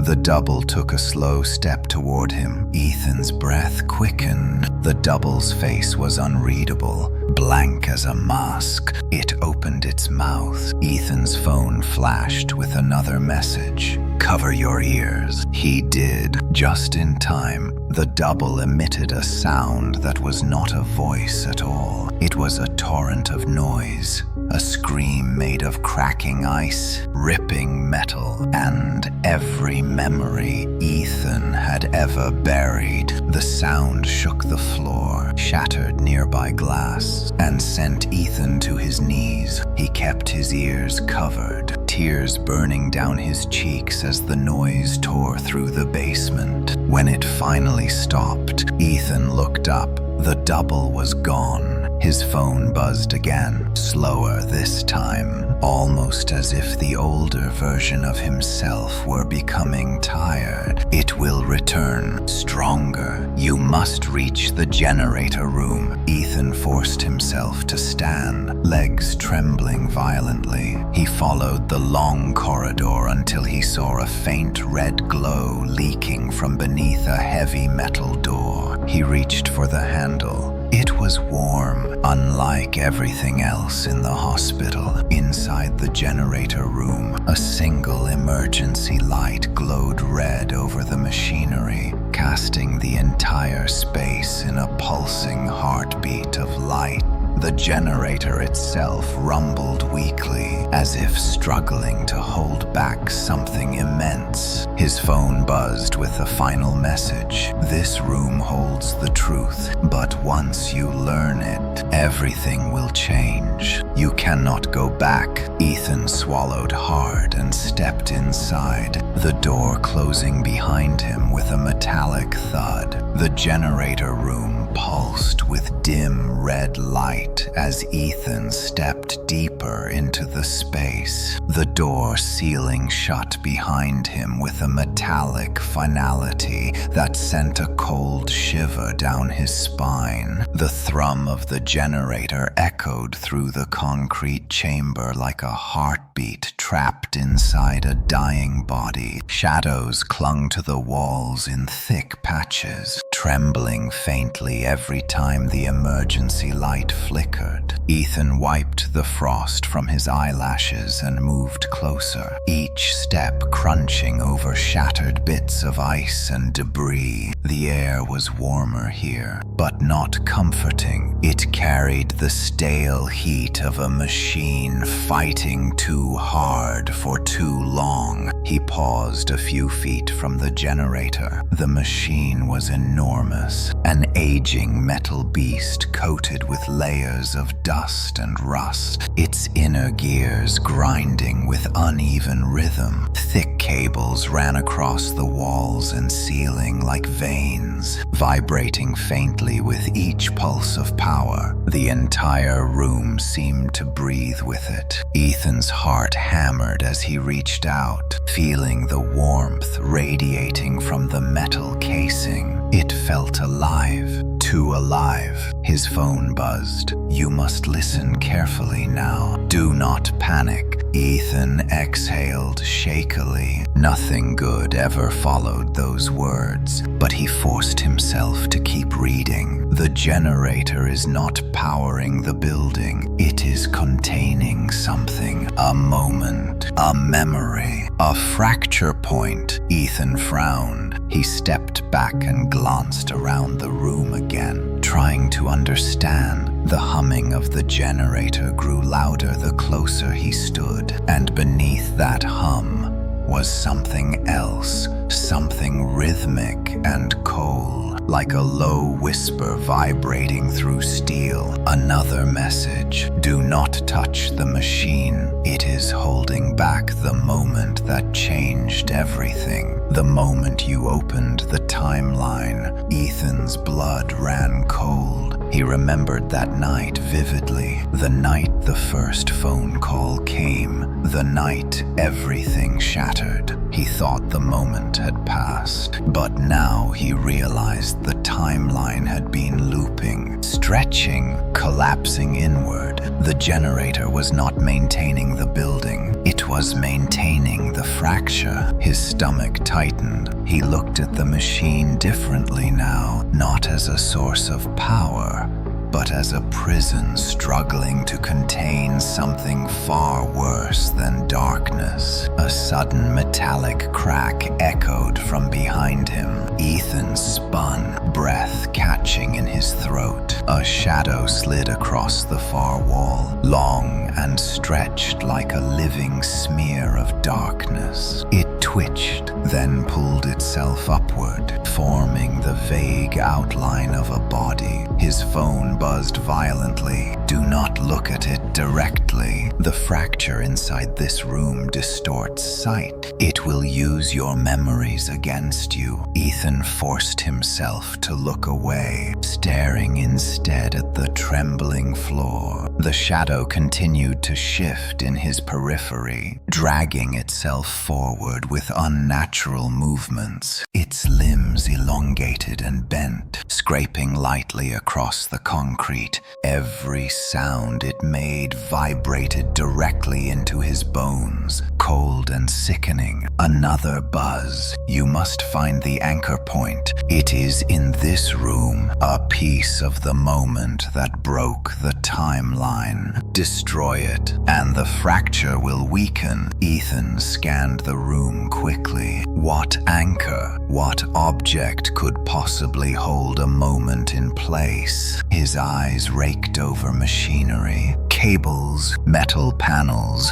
broken crates. Nothing stood out until he saw the chair. It sat in the corner opposite the generator, a simple metal folding chair covered in frost. At first it seemed ordinary, but the more Ethan stared, the more wrong it felt. The chair's shadow flickered unnaturally, and sitting on the seat was a phone. His phone, identical to the one in his hand, down to the cracked corner and faint smear on the screen. His pulse stopped. The shadow behind him made a low, rattling sound. His phone buzzed. Do not touch that phone. It is the call you answered. The moment made physical. Ethan's breath caught. He stepped back, his heels scraping against the floor too loudly. The shadow behind him hissed. Another message. You must break the chair, not the phone. The chair is the anchor, the point where you sat when you answered. Destroying it will collapse the physical tether. Ethan trembled. The idea felt insane, but nothing about this night had obeyed any rule of reality. He approached the chair carefully. As he stepped closer, the air shifted around him,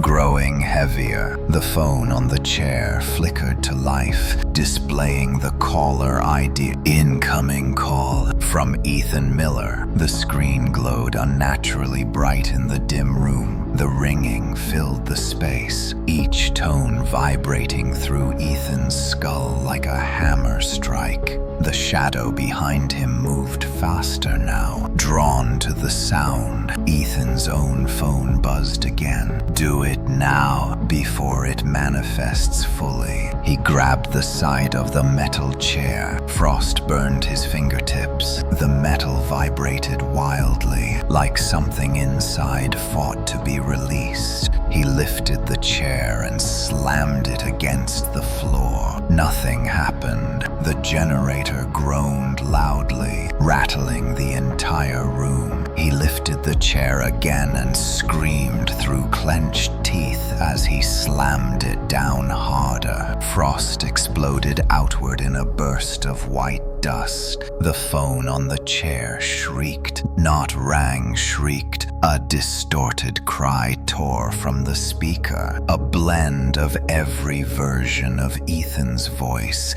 layered into one monstrous howl. The shadow behind him lunged across the wall. Ethan cried out and slammed the chair again with all the strength he had left. The chair bent, cracked, then split apart entirely. The instant it broke, the ringing stopped. The shrieking ceased. The room fell into sudden, suffocating silence. Even the generator faltered, its hum stuttering. The shadow halted. Ethan stumbled backward. Panting, the fallen pieces of the chair evaporated into mist, dissolving into the floor. The phone that had sat on it flickered and vanished like a reflection collapsing. His phone buzzed one last time. You weakened the fracture, but at a cost. It knows you can fight it now. Ethan looked around the room, chest heaving, sweat freezing on his skin. The generator sputtered and roared back to life, louder than before. Sparks flew from one corner. Another buzz. The mimic, the shadow, the frost entity, they are all parts of the same whole, and it is done watching. The generator lights went out for a moment. When they flickered back on, Ethan saw something emerging from the far wall. Tall, twisted, wearing his shape, but wrong in every way. A fusion of shadows and ice. Its face split into too many distorted smiles. It stepped toward him. His phone buzzed with the final message of the night. Run, it is coming for the last version of you left alive. Ethan Miller did not remember opening the door of the generator room or forcing his legs to obey him. Yet he found himself stumbling into the dark hallway, lungs burning as if the air itself refused to let him breathe. The emergency lights flickered weakly, their glow stuttering in and out, casting the corridor in violent flashes of red and black. Each pulse carved the world into moments, and in every moment of darkness, Ethan felt the presence moving closer, the creature that had emerged from the wall, the one wearing his shape in a twisted contortion of shadow and frost, advanced with a slow deliberation that made each step sound like a warning. He forced himself to run. His footsteps hammered the old tiles, echoing like distant gunshots in the hollow spaces of the hospital basement. The air reeked of rust and dampness, a wet rot that clung to his clothing and skin. Pipes groaned overhead as the building shuddered with every movement of the being behind him. Ethan didn't dare look back. He could feel it, the cold radiating in waves, the distorted smile stretching in impossible patterns. Its breath, if it could be called that, hissed like steam escaping from cracked metal. His phone buzzed against his palm. Do not stop running. The moment you slow, it learns your pace. Sweat mixed with frost across Ethan's forehead. His legs screamed in protest as he turned sharply into a narrow corridor, nearly slipping on the ice spreading across the floor. The building shook again, this time more violently. Dust and fragmented ceiling tiles rained down around him. Something groaned deep within the walls, a sound like cracking bones beneath a collapsing weight. Another message. You are entering the heart of the fracture. What you see will not be consistent. Trust nothing you think is real. Ethan clenched his jaw and pushed forward. Ahead, the hallway split into two paths. On the left, darkness swallowed the corridor entirely, as though the absence of light had a physical shape.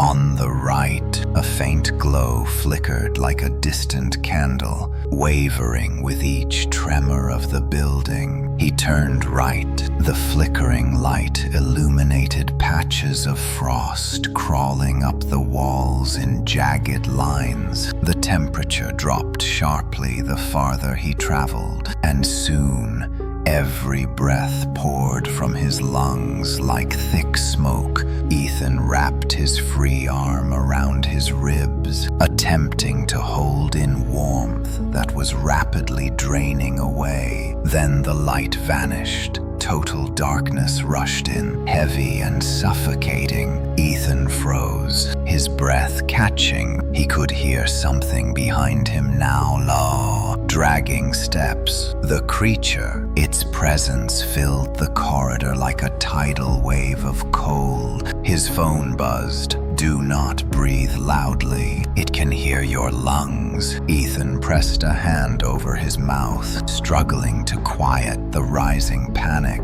His heart thundered uncontrollably. He felt the air shift beside him and sensed rather than saw a tall silhouette standing only inches away. He squeezed his eyes shut. The darkness pressed inward until it felt alive. Then, with a sharp click, the lights flickered back on. Ethan gasped. He stood not in a hallway anymore, but in a hospital room. A pristine, untouched hospital room. White walls, clean sheets, a heart monitor that beeped steadily, and lying in the bed, Daniel. Ethan staggered backward. No.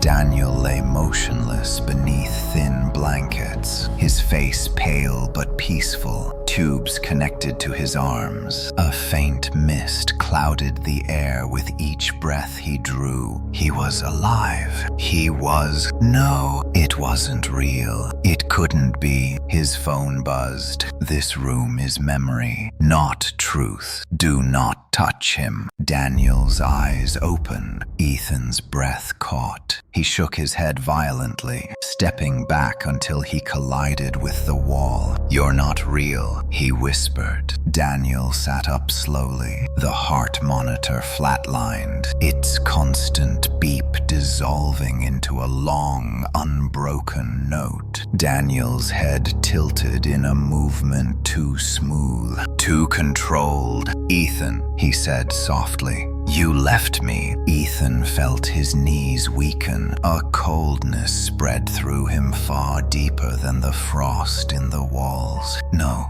I tried to pull you back. Daniel's expression flickered like static, twisting briefly into something hollow. You let me fall. Ethan covered his ears. Stop! You let me die. Stop! His phone buzzed again with harsh urgency. That is not your brother. You must leave the room. Now! Daniel stood. The skin of his face cracked as he rose, splitting like thin ice. His limbs stretched in unnatural increments. His jaw unhinged. The hospital bed sank beneath his weight, metal groaning. Ethan lunged for the door. The world blinked. He was back in the basement hallway. A scream tore down the corridor behind him.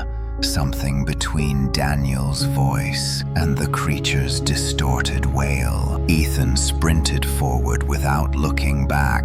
His lungs burned, his vision blurred, his phone buzzed. Left. Now! He turned left into another corridor just as something slammed into the wall behind him. With enough force to crack concrete, shards exploded across the floor. Ethan shielded his face and kept moving. The hallway curled downward into a sloping tunnel. A reddish glow emanated from far ahead. Another buzz. What you see next is the truth. Prepare yourself. Ethan slowed as he approached the open chamber. The space widened, ceiling rising high above. The reddish glow came from a massive swirling rift at the center of the room. It hovered above the ground, an impossible tear in space, jagged and violent, rippling with fractured moments in time. Ethan saw flashes of himself,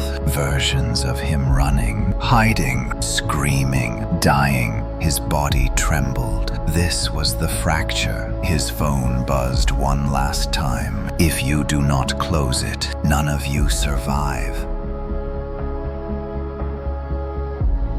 Behind him, the creature screeched. Ethan turned toward the rift, terror and determination warring inside him as the entity lunged from the shadows, its twisted smile stretching across a face that wore his shape like a shattered mask. Ethan Miller felt his entire body tremble as the rift pulsed before him, a swirling vortex of shattered timelines and fractured pieces of himself. The glow washed over the chamber in deep crimson waves that distorted the air, warping the walls and floor into shifting patterns he could barely comprehend. The creature behind him hissed, its voice a horrible mixture of his own and countless versions layered atop one another. It scraped its elongated limbs against the concrete as it advanced, each movement leaving frost in jagged trails across the floor.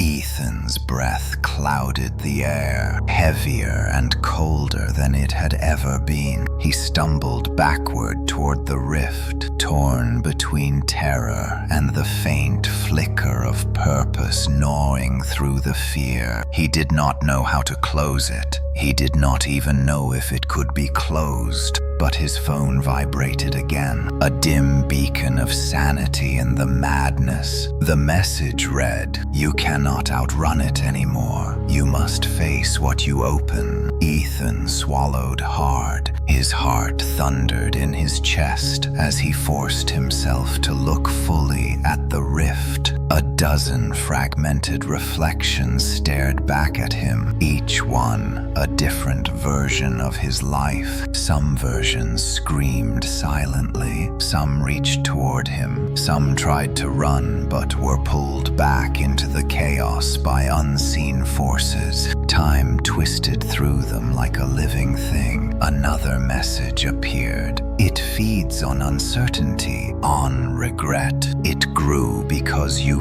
feared the truth. Now you must accept it. Ethan's hands shook as he clutched the phone. He remembered the night this began, the missed call, the distorted voice claiming to be him, the warnings he ignored, the fear he let consume him. Everything had spiraled from that single moment. Behind him, the creature snarled and lunged forward. Ethan dodged to the side, barely avoiding the swipe of a jagged claw. The air shimmered where the attack landed, space bending unnaturally. The creature rose to its full height now, taller than any human should be. Its limbs twisted into icy fractures. Its face flickered between likenesses of Ethan, shifting rapidly as if searching for the one he feared most. Ethan's phone buzzed again. "It cannot fully form without you. It needs your reflection to complete itself." Ethan realized then why the creature always sought his face. It gathered him piece by piece. Every regret, every memory, every version of him fractured by the timeline, and the rift behind him pulsed with each attempt. The ground shook violently as the creature roared. It lunged again, and this time the movement was faster, sharper. Ethan rolled aside,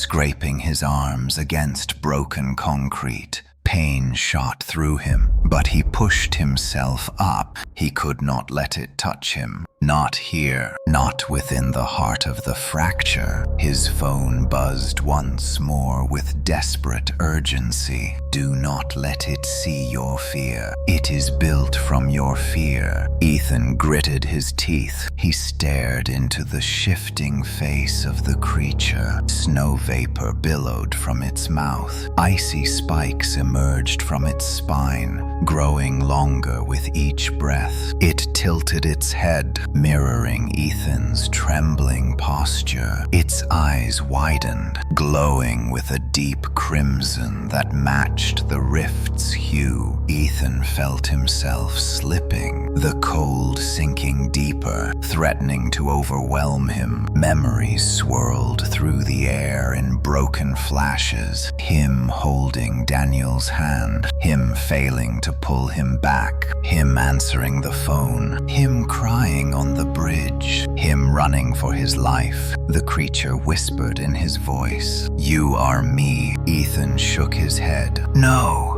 It stepped closer. "You are all of me." Ethan's phone buzzed again. "Step into the rift. That is where the truth is." His breath hitched. Step into the rift, into that swirling chaos of broken timelines. But the creature was nearly upon him. Its claws clicked against the concrete as it crawled forward like a spider. Frost crept along the ground, freezing everything in its path. Ethan backed toward the swirling tear in space. The closer he came, the more he felt the pull, like gravity twisting sideways. His skin tingled as the air around the rift distorted. The fractured visions swirled faster, screaming silently as they collided with themselves. Another message. Only you can close what you opened, but you must see the beginning. The creature lunged. Ethan had no time left. He jumped into the rift. For a moment, he felt nothing. No cold, no heat, no fear, only endless falling. Light streaked around him in jagged shards, flickering like broken film. Colors he had no words for rippled through the air. Voices echoed from every direction, layered and warped. Your choices, your regrets, your mirrors, your shadows. He plummeted through memories, each one distorted, repeating, fracturing. Daniel falling, Ethan screaming, the bridge, the hospital, the phone vibrating, his own voice whispering warnings. Then he saw something he did not expect. An office, bright, familiar. He sat at a desk, head in his hands, papers scattered, a phone on the table vibrating. He looked younger, exhausted, his face streaked with tears. Ethan landed silently behind his past self. He stood frozen, breath trembling. His phone in the memory vibrated again. Incoming call from Ethan Miller. Ethan felt the truth carve itself into him. This was the moment, the first fracture, the call he should never have answered. His phone buzzed in the present. "Watch!" His past self answered the phone. He flinched as a distorted version of his own voice emerged from the speaker. His younger self panicked, breathing fast, repeating, "Who is this? What do you want?" Ethan stepped closer, heart hammering. His phone buzzed again. "Tell him the truth. Tell him not to answer." Ethan reached out and grabbed his past self's shoulder. The world shattered. The office collapsed into splinters of light. The rift roared, ripping through the scene. Ethan felt himself sucked backward, pulled through time by a violent current. He landed hard on concrete. He was back in the chamber. The rift flickered weakly now, unstable, closing, but the creature stood at its center. It had changed, grown. Its body was taller, sharper. Fragments of every version of Ethan fused into one monstrous shape. Its mouth twisted in a wide, unnatural grin. Its eyes burned with recognition. Ethan, his phone buzzed with one final message. Now you must finish what you started. Ethan Miller stood at the edge of the collapsing chamber as the rift pulsed like a wounded heart. Its glow sputtered, flickering violently with each surge of unstable energy. The crimson light painted the concrete walls in trembling waves. The cold stung his skin, seeping into his bones with a sharp intensity that felt almost deliberate, as though the fracture itself despised his presence. His breath fogged the air in frantic bursts. Across the unstable room, the creature built from every broken version of him stood tall, looming beside the dying rift. It no longer wore a shifting mask of his face. It had chosen one, his, perfectly, horrifically. The features were precise, but the expression was wrong. Too wide, too cold, too aware. Frost clung to its skin in jagged patterns, and every breath it took emitted a faint hiss that echoed through the chamber like a whisper of winter. Ethan clutched his phone tightly, the screen glowing weakly in the dimness. His hands trembled violently, part fear, part exhaustion, part disbelief that he stood face to face with the creature. The fractured timeline had molded from his deepest regrets. The rift behind it swirled like a storm trapped inside a cracked mirror, pieces of Ethan's past flashing in and out of existence. Some versions screamed, some reached for help. Some warned him, some vanished the instant they appeared. His phone buzzed. You cannot defeat it with strength. You must confront what it is. Ethan swallowed hard. What it is felt impossible to face. The creature tilted its head, its movement mirroring Ethan's hesitation perfectly. It lifted a hand, palm open, fingers trembling as if learning human motion for the first time. Then it spoke in his voice. Perfectly. Ethan, hearing his own voice echo across the chamber, nearly broke him. Every hair on his arms rose. His heart hammered. You are not real, Ethan whispered. The creature stepped closer. Its eyes remained unblinking, frozen pools of crimson reflecting the swirling rift behind it. I am you, it repeated softly. No, Ethan said, forcing firmness into his voice. You're what fear made of me. The creature's smile widened until the edges of its lips split slightly, revealing fractures of ice beneath. It shuddered once, and the chamber trembled with it. The rift pulsed harder, spitting fragments of time that exploded against the walls like sparks. Ethan's phone buzzed again. It cannot exist without you, but it also cannot be destroyed by you. Ethan stared at the message, panic spiking through him. Then what do I do? The creature moved again, faster this time. It closed the distance in seconds, appearing only a few feet away. Ethan stumbled backward, nearly losing his footing on the shifting floor. The rift's unstable glow cast grotesque shadows across the creature's face, exaggerating every wrong angle. Every crack, every part of him twisted into something monstrous. It stretched its hand toward him, For us to end, it whispered. You must break. Ethan's phone buzzed violently. It wants you to surrender. That is the only way it completes itself. Do not give it what it wants. Ethan looked up as the creature lunged.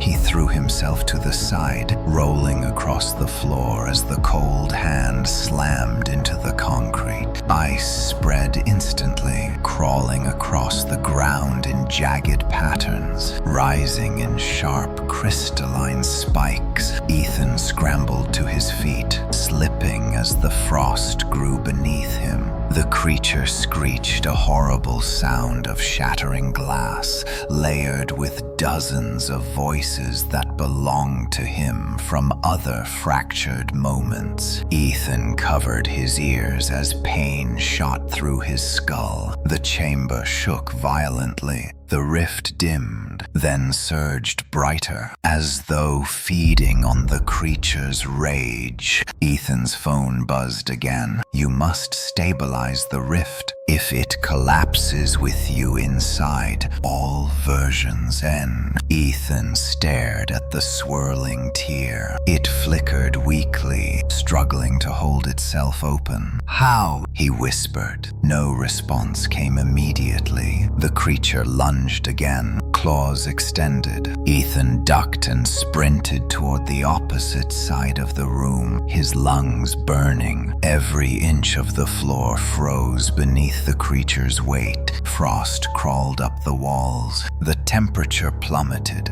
Ethan's mind raced. Stabilize the rift. Confront the truth. Break the cycle. His phone buzzed once more. There is one final memory you refuse to face. Ethan froze. He knew instantly which one. Daniel's last words. The ones he had buried deeper than anything else. The creature advanced slowly now, sensing Ethan's hesitation. Its grin softened into something eerily calm. You know, it said gently. You always knew. Ethan dropped to his knees, tears burning cold trails down his cheeks. The room dimmed as the rift flickered again. Weakening, his phone buzzed. Say his name. Ethan's throat tightened painfully. The creature stopped moving. Its head tilted. Daniel, Ethan whispered. The chamber trembled. Memory crashed into him like a tidal wave. The bridge, the scream, Daniel's hand slipping from his. But this time the memory did not end in silence. He heard Daniel's voice. It wasn't your fault. You didn't let go. The rift pulsed brightly. For the first time, it glowed with something warm. The creature staggered backward, its face contorting. Ethan gasped as understanding hit him. The creature fed on regret, on the belief that Ethan had caused Daniel's death. But now the memory shifted, not fractured, not rewritten, revealed. Daniel had lost his grip. Ethan had not failed him. A weight Ethan had carried for years, cracked and splintered inside him. The creature shrieked, clutching its head as frost melted from its skin. The rift pulsed brighter, steadying. His phone buzzed. You are stabilizing the rift. Keep going. Ethan stood shakily. Daniel, he whispered again. I'm sorry. But I didn't kill you. The creature convulsed violently. Its face flickered between dozens of forms, angry, sorrowful, empty, before settling into a hollow, corpse-like mask of Ethan's face, drained of expression. You break us, it whispered. Ethan stepped closer. No, I free us. The rift roared. Light exploded through the chamber. The creature screamed as the light consumed it, pulling fragments of its form into the rift like a vacuum. Its limbs shattered into ice, its voice fractured into broken echoes, its final expression twisted faded into something Ethan could not read. Anger, fear, or relief. Then it vanished into the swirling void. The chamber fell silent. Ethan collapsed to the ground, chest heaving, tears freezing on his face. For the first time since this nightmare began, he felt something he thought he had lost forever. Control. His phone buzzed softly. It is not over, but you have weakened it more than you know. Ethan looked up at the rift. It still pulsed, but it no longer felt chaotic. It felt open, waiting for him. He wiped his face, stood shakily, and stepped toward it. The final message appeared. Now you can choose the ending. The rift pulsed softly as Ethan Miller approached. Its glow no longer violent but rhythmic, almost steady, as though it recognized him. The crimson waves that once tore through the chamber now rippled like a controlled heartbeat.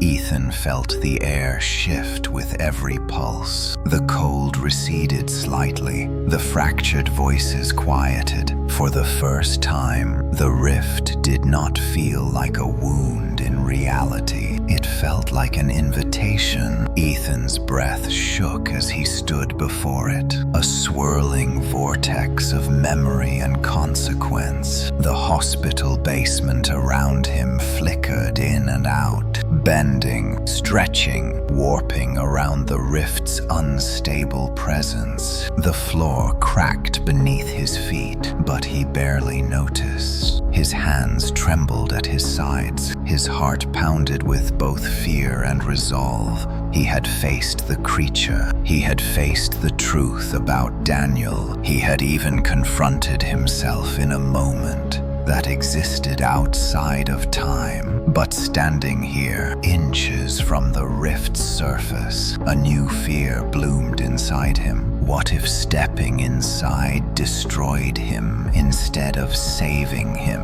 His phone buzzed gently. You are ready now. It will not consume you unless you run from it. Ethan swallowed hard. The message felt different from all the others. Not hurried, not frantic, almost calm, almost proud. He looked down at the glowing screen and whispered, "What's waiting for me in there?" The response came slowly. "The part of you that remembers how this ends." Ethan exhaled shakily. He extended his hand toward the rift. The air near it crackled with static, shimmering like heat waves. Tiny shards of fractured light danced around his fingertips. They felt warm, strangely comforting. He stepped forward. One foot entered the rift. For a moment he felt nothing, then everything. The world stretched around him like liquid glass. Colors he had no name for bled through the air. Echoes of voices, his voices whispered from every direction. He pushed deeper, letting the rift swallow him whole. A rush of wind blasted past him, though he saw no movement. His stomach twisted with the sensation of falling and floating at the same time. The voices grew clearer. Ethan, Ethan, Ethan. Different tones, different ages, different regrets. All versions of him woven together into a chorus of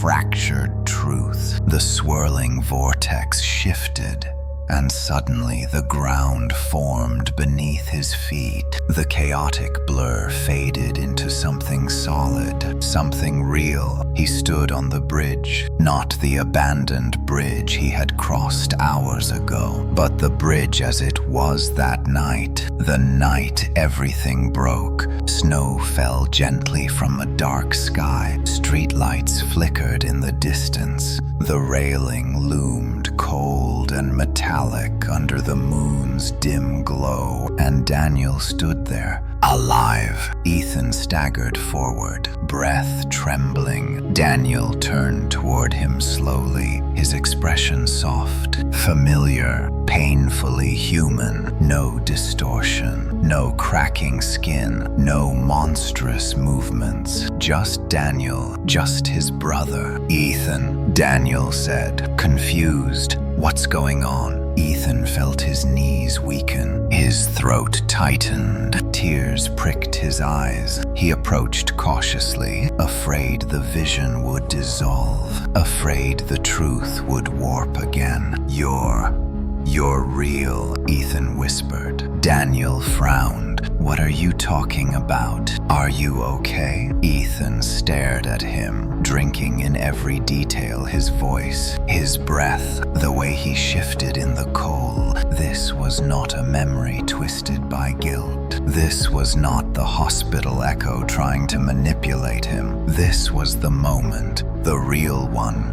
His phone buzzed quietly in his hand. "Do not alter the memory. Do not touch him. You are here only to understand." Ethan swallowed hard. He stepped back, gripping the railing to steady himself. The metal burned cold through his palms. Daniel walked closer, brow furrowed with concern. "You're shaking. Did something happen at home? Why did you ask me to meet you here?" Ethan froze. He had asked Daniel to come. He had brought him here. The guilt flooded him with new force. Daniel reached for Ethan's shoulder gently. "Hey, talk to me." Ethan's phone buzzed again. "You did not cause what happened. Keep watching." The wind grew colder as the memory continued. Snow swirled around them, illuminated by the sickly glow of the street lights. Daniel leaned on the railing, staring out at the frozen river below. "You ever feel like everything's collapsing?" Daniel murmured. Ethan's breath hitched. He remembered this, every word. "That night, I said something wrong, didn't I?" Daniel continued. "You looked terrified." Ethan never answered him that night. Couldn't. He had been too overwhelmed by the call he received, the call that was never meant to happen. Daniel turned toward him again, worry deepening in his eyes. "Ethan, what's going on?" The phone buzzed. This is where the fracture began. Ethan closed his eyes as the memory sharpened. His past self appeared at the far end of the bridge, running toward them in panic. Ethan watched as past him grabbed Daniel's arm too forcefully, pulling him away from the railing. Daniel stumbled. The ice on the railing cracked beneath his hand. His feet slipped. Ethan screamed as Daniel fell, not because Ethan let go, but because Daniel had lost his footing. The moment froze. Time halted completely. Daniel suspended in midair, snowflakes frozen around him like stars trapped in crystal. The rift opened wider behind Ethan. His phone buzzed with a message brighter than any before. "Now you understand. You must release the guilt you carried. It bound the timelines together. It fed the creature." Ethan stepped toward the frozen image of Daniel. His chest trembled with a different kind of pain now, the pain of years wasted believing a lie. "I'm sorry," he whispered. "I'm so sorry." A warm pulse of light radiated from the rift behind him. The scene shattered into fragments. Ethan gasped as the bridge dissolved around him, the world collapsing into shards of memory. He fell backward through swirling darkness until he landed hard on concrete once again. He was back in the basement chamber, but the rift had changed. It was smaller now, stable, glowing with soft blue light instead of violent red. The frost on the floor melted into thin streams. The air warmed. Ethan Ethan stood shakily, wiping tears from his face. For a moment the chamber felt peaceful, then the air twisted sharply. Behind him came a deep, resonant breathing, slow, heavy, close. Ethan turned. A new creature stood there. Not the frost entity, not the mimic, not the amalgamation of fractured selves. Something far older that had been hiding behind the guilt. It towered above him, made of shadow and shifting light, its shape impossible to fix in any single form. Dozens of faces flickered across its surface, some his, some Daniel's, some unrecognizable. Its presence pressed the air flat. Its voice echoed inside his skull without sound. You have closed the first door. Now open the second. Ethan stumbled back, heart racing. His phone buzzed with a final message. This is the true enemy, and it has finally noticed you. Ethan Miller stared at the towering shadow creature that had materialized behind him, its form shifting and unfolding like a living eclipse. It did not breathe.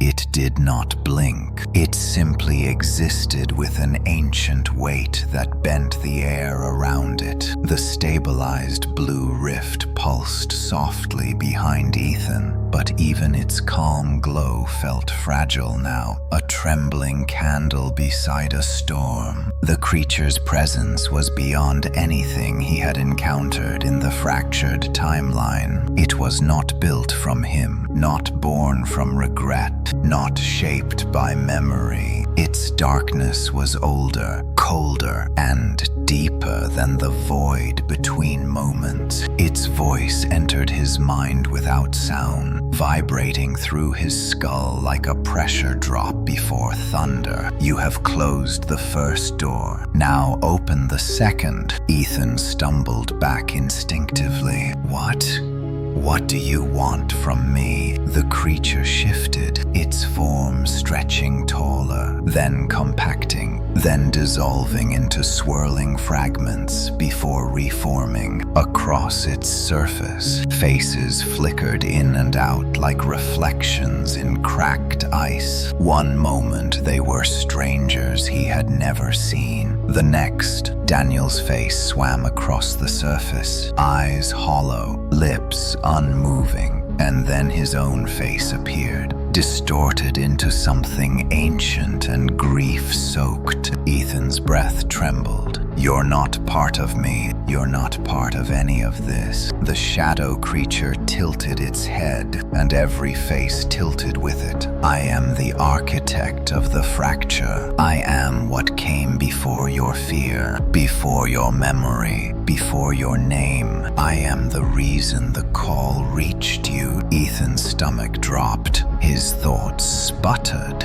Why? Why me? The creature's form rippled, growing denser, darker. You were the first to answer, the first to fracture. The timeline was stable until you listened to yourself at the wrong moment. You broke the boundary, and I have been waiting on the other side. Ethan's pulse thundered. His knees felt weak. I didn't know. I didn't choose any of this. A low, rumbling sound echoed across the chamber, not quite laughter, but close, nearly human. The broken seldom choose their breaking. Ethan tightened his jaw. Anger stirred inside him, cutting through the fear. If you're the one behind all this, then what do you want now? Why show yourself? The creature stepped forward, its form expanding as if fed by his defiance. You closed a door that should have remained open. You healed a wound that I needed to fester. You weakened me. The chamber trembled. Dust rained from the ceiling. The blue rift flickered. So now, Ethan Miller, you will open the second door, or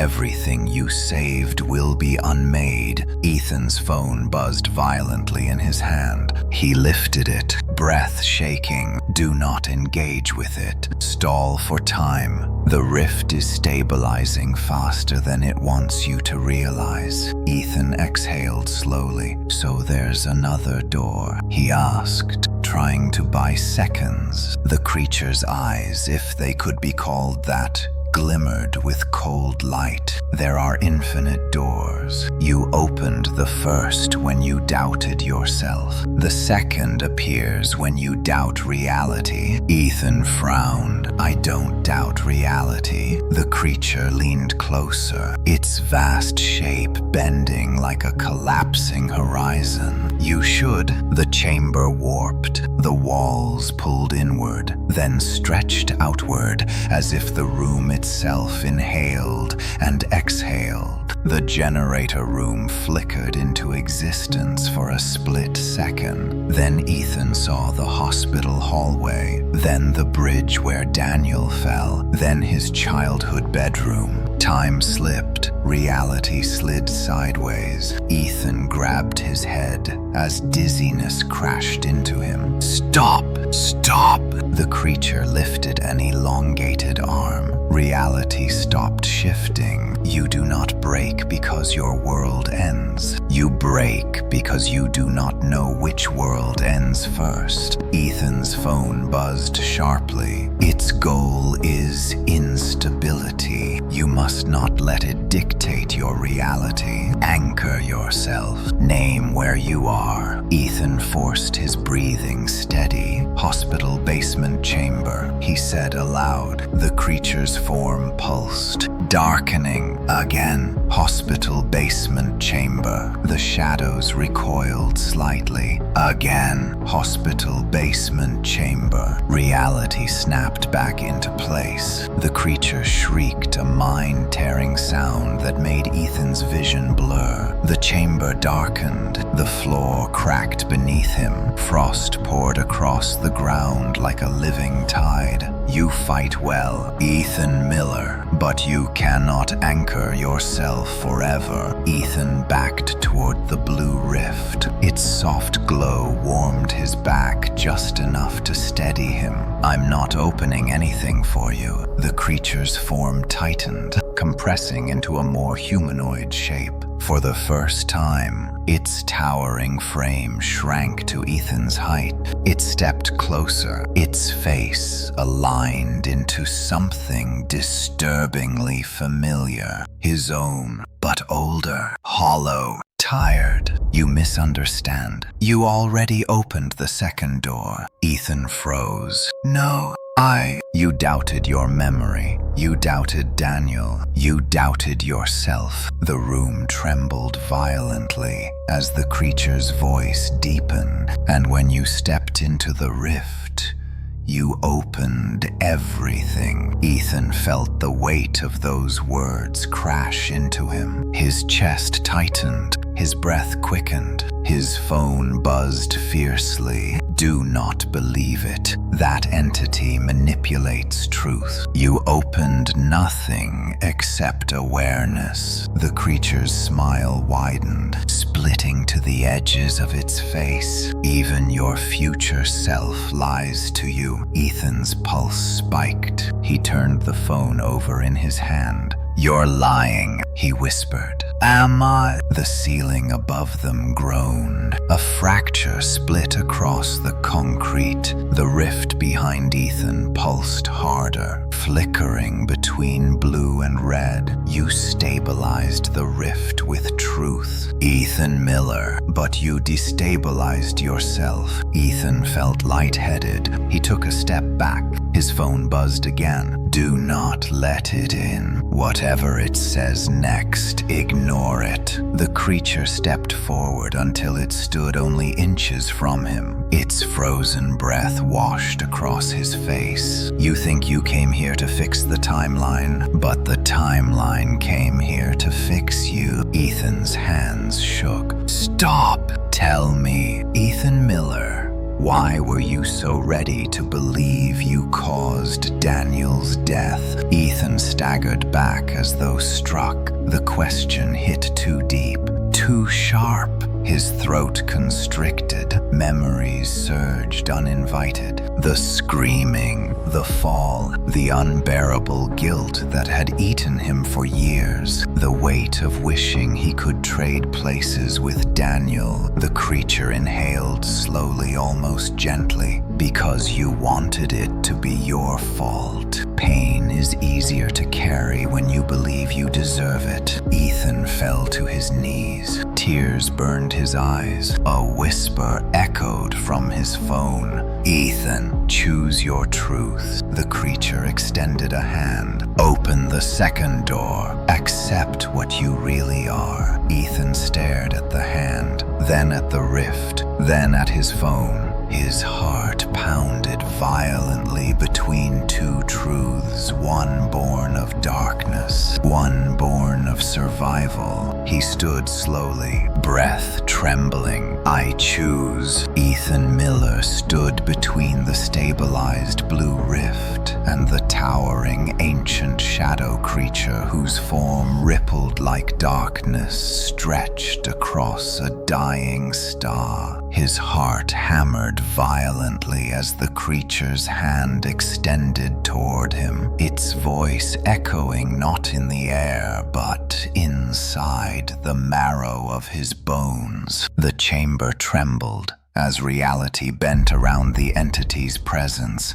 the floor cracking in spirals that glowed faintly with blue residue from the rift. Ethan felt the tension of two worlds pulling at him, one promising answers, the other promising destruction. He drew in a shaky breath. I choose, but the word died in his throat as a violent shudder tore across the chamber. The rift behind him pulsed white for a split second, bright enough to burn into his vision. The creature recoiled, its form twisting sharply. Something else had entered the chamber. Not a creature, not a shadow. A message. His phone buzzed so violently it nearly flew from his hand. Ethan gripped it tightly and looked down. It is lying. Do not choose yet. The second door is not what it claims. Ethan's pulse spiked. He stared back at the creature whose expression had stilled into a mask of unreadable intent. For the first time since appearing, it showed something akin to irritation. You cling to that device as if it carries truth. It does not. It only carries you. Ethan raised his head.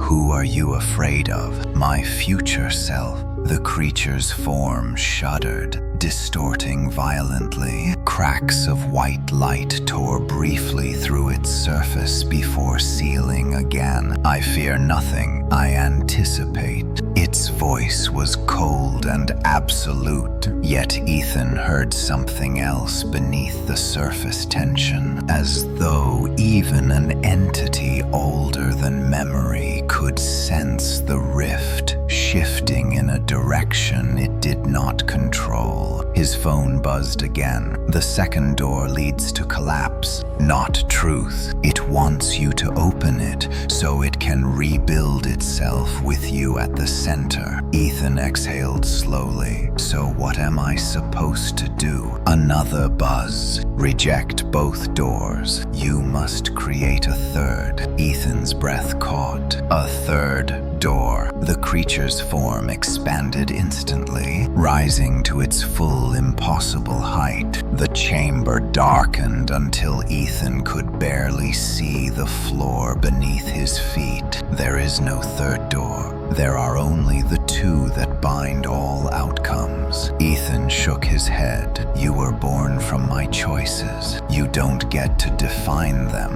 A sharp thunderclap echoed through the chamber. The creature struck the floor with both hands, sending shockwaves of frost in every direction. Ethan stumbled back as ice erupted upward like jagged teeth. The air grew so cold he felt his lungs ache with every breath. The creature's voice deepened into a chorus of layered tones. "You misunderstand. Ethan Miller, I do not exist because of your choices. Your choices exist because of me." The walls rippled outward, expanding into an impossible horizon. The chamber stretched into infinity, the floor forming an endless mirror of frost and shadow. Ethan gasped as countless reflections of himself appeared across the surface. Some standing, some kneeling, some crying, some reaching, all of them trapped. The creature spread its arms, encompassing the infinite space around them. "I am the architect of regret. I am the weight behind every doubt. I am the end of every timeline you did not choose. And I am here to bind you to the second door." Ethan's phone buzzed again. "Do not look at the mirrors. They are the future it wants for you." But Ethan's eyes drifted despite himself. In one reflection, he saw himself frozen in ice. In another, torn apart by shadows. In a third, wandering endlessly through a looped timeline that reset the moment he blinked. He tore his gaze away, heart pounding. The creature stepped closer. "Choose the second door. Let the fracture swallow the truth. Let regret rebuild you in my image." Its hand extended once more. Ethan felt his legs weaken. His phone buzzed softly. "You already created the third door the moment you stepped into the rift. You changed the memory. You changed yourself. Now change the ending." Ethan swallowed hard. "How?" The reply came almost instantly. "Do not choose between its rules. Break the rules." The creature's form shivered violently, as though the words themselves struck it. Ethan's breath steadied. "Break the rules," he whispered. The rift behind him pulsed brighter, flickering between blue and white. The chamber flickered too, returning to its original shape momentarily before stretching again. Ethan lifted his head. "I choose neither door." The creature froze. Then it screamed. The sound was not a sound at all, but a collapsing distortion that tore through the chamber like a shockwave.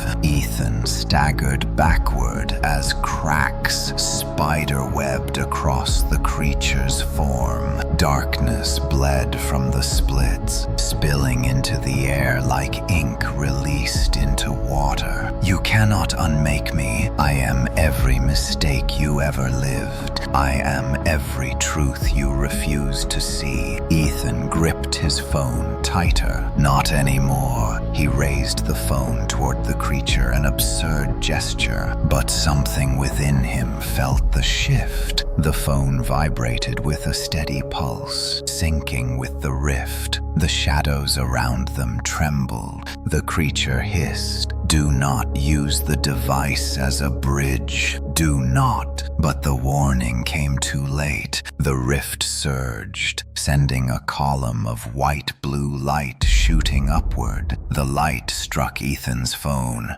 traveling through it like electricity before exploding outward in a ripple of energy. The mirrors shattered. Reflections dissolved. The infinite chamber collapsed inward. The creature staggered, its form unraveling in spirals of shadow. "What have you done?" Ethan took a shaky step forward. "I stopped choosing between fear and guilt," He stepped closer, and I started choosing myself. The rift roared in approval, its light intensifying into a blinding glare. The creature's body shattered further, fragments of darkness sucked into the spiraling vortex. You cannot finish what you start. You cannot. But the entity's voice fractured mid-sentence as its form collapsed completely, dissolving into a swarm of broken shadows that spiraled into the rift and vanished. Silence fell, real silence. The kind Ethan had not heard since the night of the first call. He collapsed to his knees, gasping, shaking, tears spilling freely. For the first time, the air did not feel heavy. The room did not feel hostile. The cold did not feel alive. His phone buzzed softly. You did it,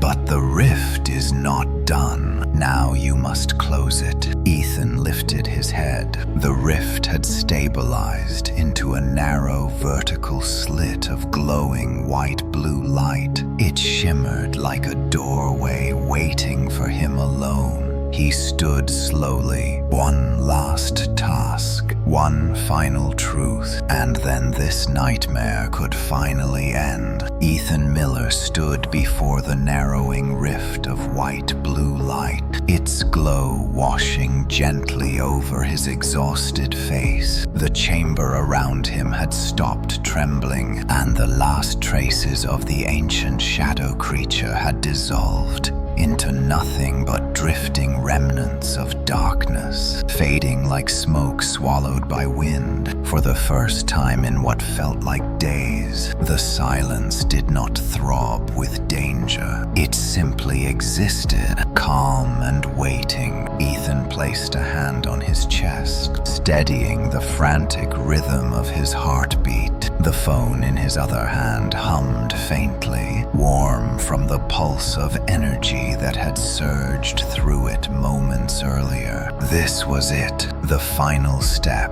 the final truth. The rift pulsed once, twice, like a living thing acknowledging his presence. Ethan exhaled sharply and stepped closer. As he approached, the light intensified, illuminating every crack in the concrete, every trace of frost, every detail of the chamber, as though reality itself wished to be remembered. He could not explain it, but he felt watched, not by the shadows, not by the entities, not by fear, but by possibility itself. His phone buzzed softly. The rift has stabilized. You are the only one who can close it, but once closed, it cannot be reopened. Ethan swallowed, his mouth dry. Then what happens to me? The response appeared slowly, each word deliberate. You will become the version of yourself that survives. Ethan stared at the message. It offered comfort and warning in equal measure. He slipped the phone into his pocket. As he did, the chamber shifted subtly. The air vibrated. The rift widened ever so slightly, like an eye waiting to blink. He reached out. The moment his fingertips touched the surface, a surge of warmth shot through his entire arm. The light rippled outward, swallowing his hand, then his wrist, then his entire arm. Ethan gasped as reality folded around him. The chamber disappeared in a swirl of white-blue that stretched into infinity. He fell forward,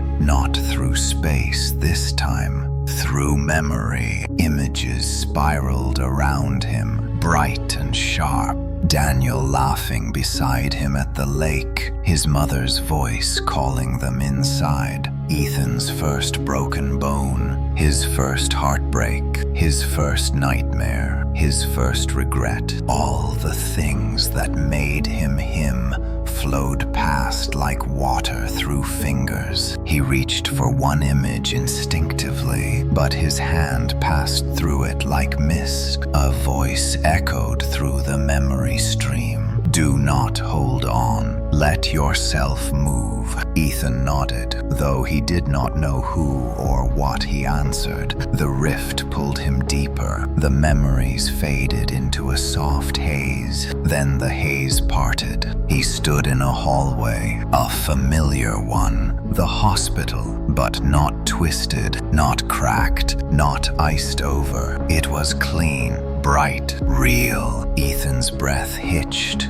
as he realized he was standing outside the same room he had seen earlier, the version of Daniel lying motionless in the hospital bed. But now, when he pushed the door open, he did not see the creature disguised as Daniel. He saw the truth. Daniel was there, but not dying, not changing, not monstrous. He was sitting up in bed, looking healthier than Ethan remembered. Ethan stepped inside slowly, unsure if Daniel would see him. Daniel looked up. Ethan, he whispered. The world narrowed to that moment. Ethan could not breathe. His entire body locked. As Daniel swung his legs over the side of the bed, Daniel stood and approached him with a warmth that felt impossible. When he reached Ethan, he placed a hand on his shoulder. You did everything you could, Daniel said softly. You didn't let go. Tears spilled down Ethan's cheeks. I tried to save you. I know you did. Daniel's smile softened. And you have to stop punishing yourself for the things you couldn't control. Ethan's legs nearly gave out. He reached blindly for the bed frame, grounding himself. Is this real? He whispered. Daniel stepped back slowly, his expression changing, not darkening, not twisting, but growing distant. This is truth, Daniel said, not reality. Ethan blinked. I don't understand. Daniel's voice became layered, as though several versions spoke at once. You needed to see me free. You needed to see you free. Ethan's heart clenched. Daniel. The edges of Daniel's form shimmered. Light poured from his outline. You carried my fall like a weight that bent time around you. Now release it. Release me. Release yourself. Ethan reached out as Daniel dissolved into light. Don't go. But Daniel only smiled one last time. I never left.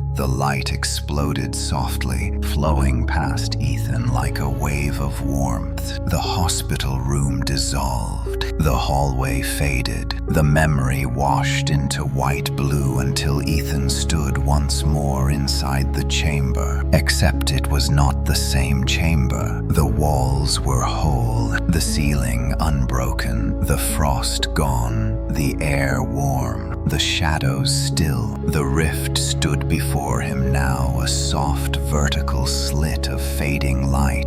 His phone buzzed one last time. Close it. Ethan stepped forward. He placed both hands on the rift's surface. It felt warm, human, like touching sunlight filtered through skin. He pushed gently. The rift resisted for a moment, then gave way, closing slowly like eyes lowering into sleep. As it sealed shut, a soft rush of wind rippled outward, brushing past Ethan's face. The room fell into complete stillness. It was over. Ethan exhaled a long, shaking breath. He sank to his knees, feeling the weight of everything lifting in slow, deliberate waves. The silence felt different now, comforting, whole. He pulled out his phone. The screen was cracked, dark, dead. No more messages, no more warnings, no more calls. Ethan stood slowly, His legs trembled but held as he walked toward the stairwell leading out of the basement. He felt something he had not felt since before Daniel fell. Freedom! A deeper voice echoed faintly inside him. Not a creature, not a manipulation, but his own. You survived. He stepped into the soft light above for the first time in years. He believed it. Ethan Miller stepped into the hospital corridor above the basement, blinking at the transition from the fractured darkness below to the warm, steady lights overhead. The world looked unchanged, yet he felt every part of it differently. The silence was no longer a threat. The air no longer pressed against him. Every breath felt like a beginning instead of a countdown. But as Ethan walked past the empty reception desk, past the chairs lined neatly against the wall, a faint tremor tugged at him. Something subtle, something not entirely finished. He paused. The hospital was too quiet, not peaceful quiet, expectant quiet, like the moment just before someone says your name. Ethan clenched his jaw. No, he whispered. It's over. It has to be. He continued down the hall, heading toward the main entrance. Snow tapped gently against the windows, the same snow he had seen in the memory of Daniel's fall, except this time, it did not trigger panic. It felt almost comforting, real, human. His reflection in the window was tired, pale, but whole. He reached the exit doors, pressed his hand to the cold metal bar, and pushed. Nothing happened. The bar didn't budge. Ethan frowned and pressed harder. The door refused to move, as if bolted from the outside. He stepped back and tried the second door. Locked. A chilling familiarity crept into his spine. His phone, its cracked screen still dark, vibrated in his pocket. Ethan froze. Slowly, he pulled it out. The shattered display flickered. A faint white line rolled across the surface like an old television waking from static. Ethan's breath shuddered as the screen glowed faintly, despite the device being dead moments ago. A message appeared. You are not finished. Ethan's hand tightened around the phone. No.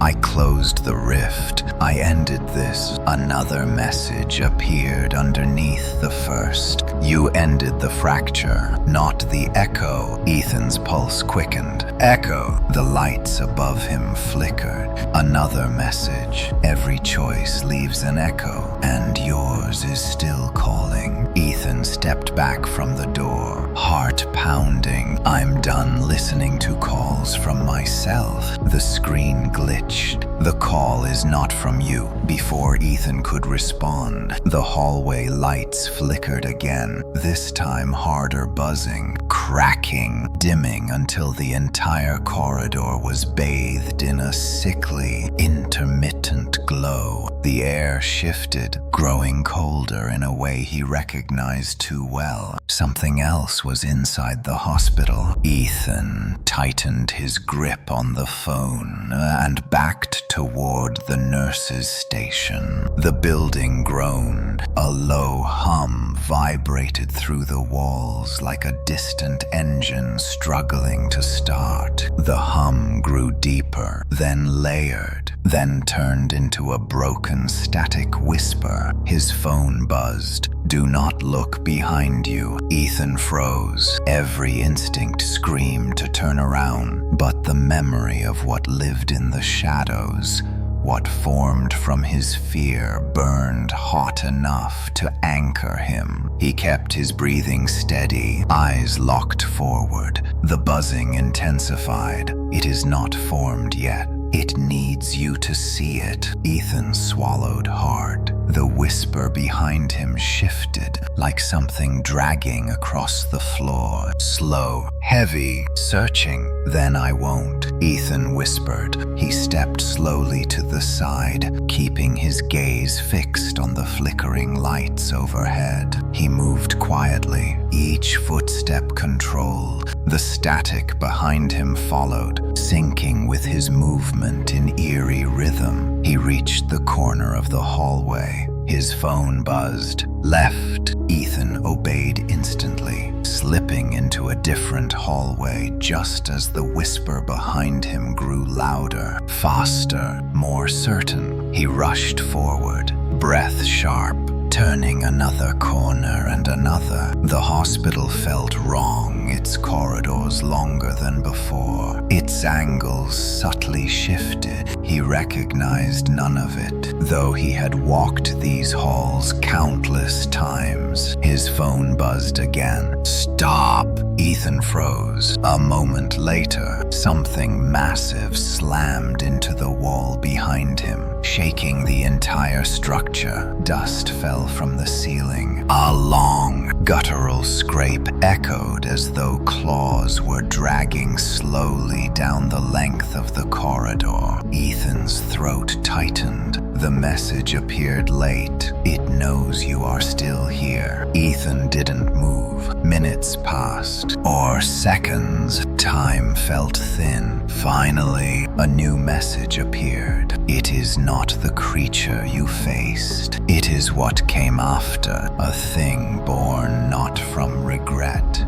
but from release." Ethan whispered, "I don't understand." The reply came instantly. "You let go of guilt, but something else picked it up." A cold wave rolled through Ethan's chest. Another message. "You closed the rift, but closing always creates pressure." Something slipped through before the seal finished. Ethan felt his blood run cold. Then what do I do? You face what remains. You face the echo. The lights flickered violently, then went out completely. Total darkness swallowed him. Ethan's breath caught. His fingers shook as he turned on the flashlight of his phone, praying the cracked screen would obey him. It flickered. Then a small cone of light illuminated the hall. In the beam stood footprints, not his, large, distorted, uneven, and they led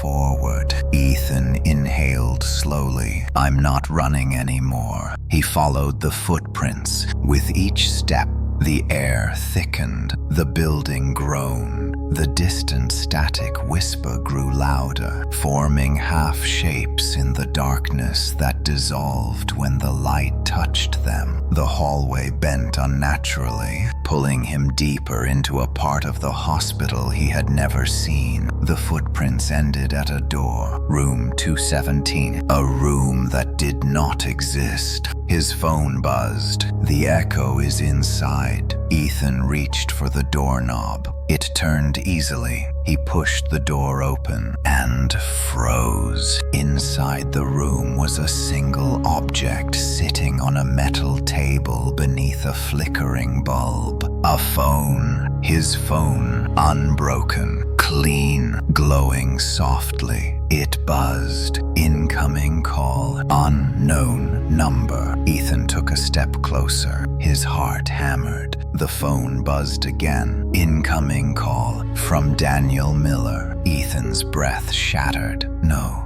Daniel is gone. He's at peace. The phone rang louder. He reached out with trembling fingers. He answered. A voice spoke. Not Daniel's. Not a creature. Not an echo. But something far worse. "Ethan Miller, you should not have closed the rift." The room around Ethan Miller seemed to collapse inward the moment he heard the voice on the pristine phone. It was not Daniel, not an echo, not the ancient shadow he had defeated. It was something colder, sharper. Its tone threaded into his bones and hollowed them out like frost eating through wood. Ethan stared at the glowing phone, breath trembling. You should not have closed the rift. Ethan stepped back instinctively. The flickering bulb above him sputtered, casting the metal table into alternating slices of light and darkness. His cracked phone buzzed in his pocket, as if reacting to the presence of the untouched phone before him. He swallowed. "Who are you?" The voice on the line exhaled slowly. "I am the one the fracture kept out until you unlocked it." Ethan's pulse pounded in his ears. "I didn't unlock anything." A low hum resonated in the room, vibrating the floor beneath him. "You opened yourself. You tore the guilt free, and in doing so, you weakened the barrier." Ethan clenched his jaw. "If you're some echo, I'm not playing this game. I'm not afraid of you." A soft, chilling laugh rippled through the speaker. "I am not an echo. The echoes fear me." The bulb overhead dimmed to a faint red tint. Ethan's breath misted. Shadows pooled beneath the metal table, stretching outward unnaturally. He took another step back, his spine pressing into the closed door behind him. The phone buzzed again. "Ethan." He flinched, because this time the voice was not the cold stranger. It was his own, a distorted, exhausted version of him. The you that survived nothing. The you that broke before you could choose. The timeline you abandoned. Ethan shook his head violently. "No, you're not real." But the voice continued, soft and fraying around the edges. "I am what you could have become. I am what waited on the other side when you slammed the first door shut." Ethan's cracked phone vibrated violently in his pocket. He pulled it out, the shattered screen flickering weakly. A message appeared. "Do not listen to it. It is not you." Ethan held both phones, heart shaking between them. His voice wavered. "If you're not me, then what are you?" The reply came as a whisper that chilled the air. "I am the cost." Ethan froze. Before he could react, the overhead light burst, glass raining downward as the room plunged into darkness. His cracked phone's dim glow was the only light left. Its screen flashed a warning. "Do not move." It seized through motion. Ethan froze in place, breath shallow. A pressure filled the room, dense and suffocating. The shadows around the table thickened into something almost fluid. Slowly, they lifted, forming the silhouette of a human shape. But its proportions were wrong. Too tall, too thin. Its limbs stretched like melted wax dripping upward. The pristine phone on the table buzzed again. "Ethan, come here." The voice was soft, gentle, familiar enough to hurt. Ethan squeezed his eyes shut. "No." His cracked phone buzzed urgently. "Do not answer it. Do not approach it. You must leave the room." Ethan inhaled carefully. "The door is behind me. I can get out. Do not touch the handle yet. It is watching." A scraping sound cut through the darkness. The tall shadow figure dragged one elongated limb against the floor, its movements slow but deliberate. Ethan lifted his phone slightly, letting its faint glow illuminate the ground. A second set of footprints had appeared, not the uneven ones he followed, not the creature from earlier. These were his own, dozens of them leading into the room, circling the table, but he had never taken those steps. His heart thudded painfully. The pristine phone buzzed again. "You left me behind. You closed the rift, and now I cannot reach you. Let me in," Ethan whispered, trembling. "I'm not going back. I'm not reopening anything." A long pause. Then the voice hardened. "Then I will open you." The shadow figure jerked violently, snapping its head toward him. Its face was a blank canvas of shifting static, like a television between channels. Its limbs unfolded with impossible angles. The cracked phone buzzed desperately. "Left. Now!" Ethan didn't think he dove left, just as a long appendage sliced through the door where he had been standing. The wood splintered loudly, showering the room with debris. Ethan rolled across the floor and scrambled to his feet as the entity lunged after him. He bolted into the hallway. The hospital transformed instantly. The walls stretched. The lights bled into long streaks. The floor warped like water. Behind him, the entity scraped through the doorway, its limbs bending and snapping as it squeezed through the frame with fractured elegance. Ethan ran. His cracked phone vibrated in rhythmic pulses, guiding him. Right, straight, left. Do not stop. He obeyed every command, turning sharply down twisting corridors that grew more distorted with every second. The hospital no longer resembled a real building. Its geometry stretched like a nightmare's attempt to imitate reality. He reached a stairwell. Down. Ethan rushed down the stairs 2 at a time. The railing vibrated beneath his hand. The walls trembled as the entity followed, its limbs scraping concrete. At the bottom, he burst into another hallway. This one he recognized, the hallway leading back to the basement chamber. His cracked phone buzzed. "You cannot outrun it much longer. You must confront the costs." Ethan shook his head, panting. "I don't know what that means." The message appeared slower. "Everything you healed has to be paid for." Ethan's chest tightened. "I paid with everything. I faced everything." "No," the reply cut like a blade. "You faced guilt. Now you must face consequence." A new sound echoed from the hallway behind him. Not scraping, not static.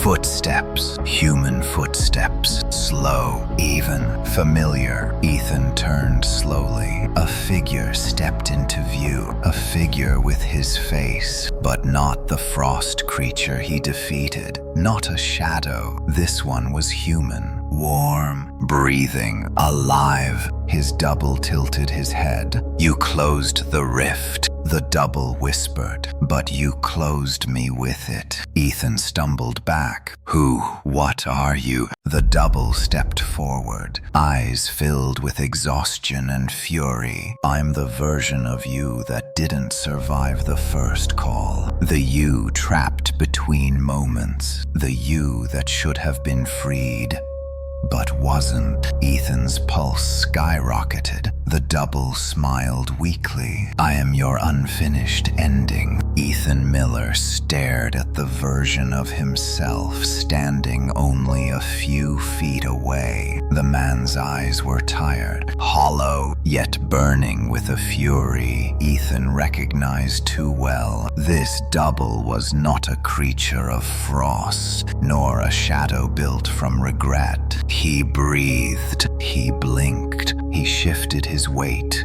like someone who had been wandering for years without rest. Ethan felt the hairs on his arms rise as he stepped back. His double stepped forward. "I'm what was left," the double said softly. "You survived the fracture." "I didn't." Ethan shook his head, backing toward the basement chamber. "That's impossible. If you didn't survive, then how are you here?" His double smiled a thin, painful expression. "When the first call reached you, there were two outcomes. In one, you listened. In the other, you didn't." Your world continued. Mine shattered. Ethan's stomach twisted. "I didn't choose for you to exist. You didn't have to." The double whispered. "You created me by surviving. I became what happened when survival wasn't enough." Before Ethan could respond, the hallway lights flickered violently, cracking into shards of red and white.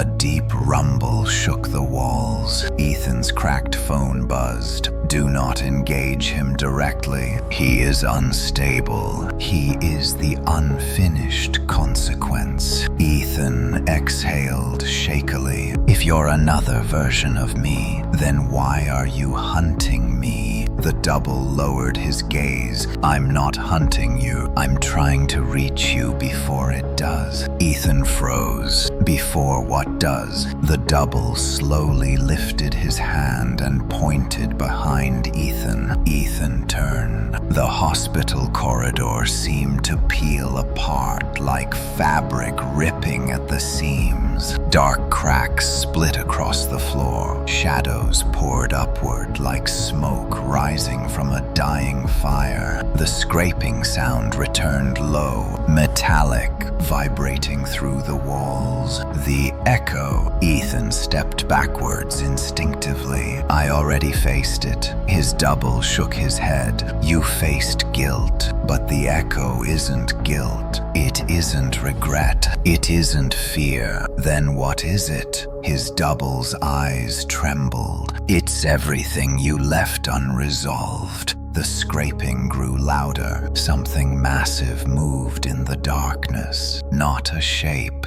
not a creature, a presence, a pressure. The kind Ethan had felt only once before, when the ancient entity revealed itself. But this felt worse. His cracked phone buzzed again. "Do not let it touch you. If it merges with your double, everything collapses." Ethan looked at the double. "So what do we do?" The double exhaled. "We finish the ending." The hallway twisted violently. Tiles ripped from the floor. Doors buckled inward. The lights overhead shattered at once, plunging the corridor into darkness, except for Ethan's flickering phone glow. A voice filled the hallway, not a voice of words, one of force. "You closed the door that should have stayed open, so now we open you." The echo surged forward. Its shape was impossible to track, like a collapsing horizon, bending inward,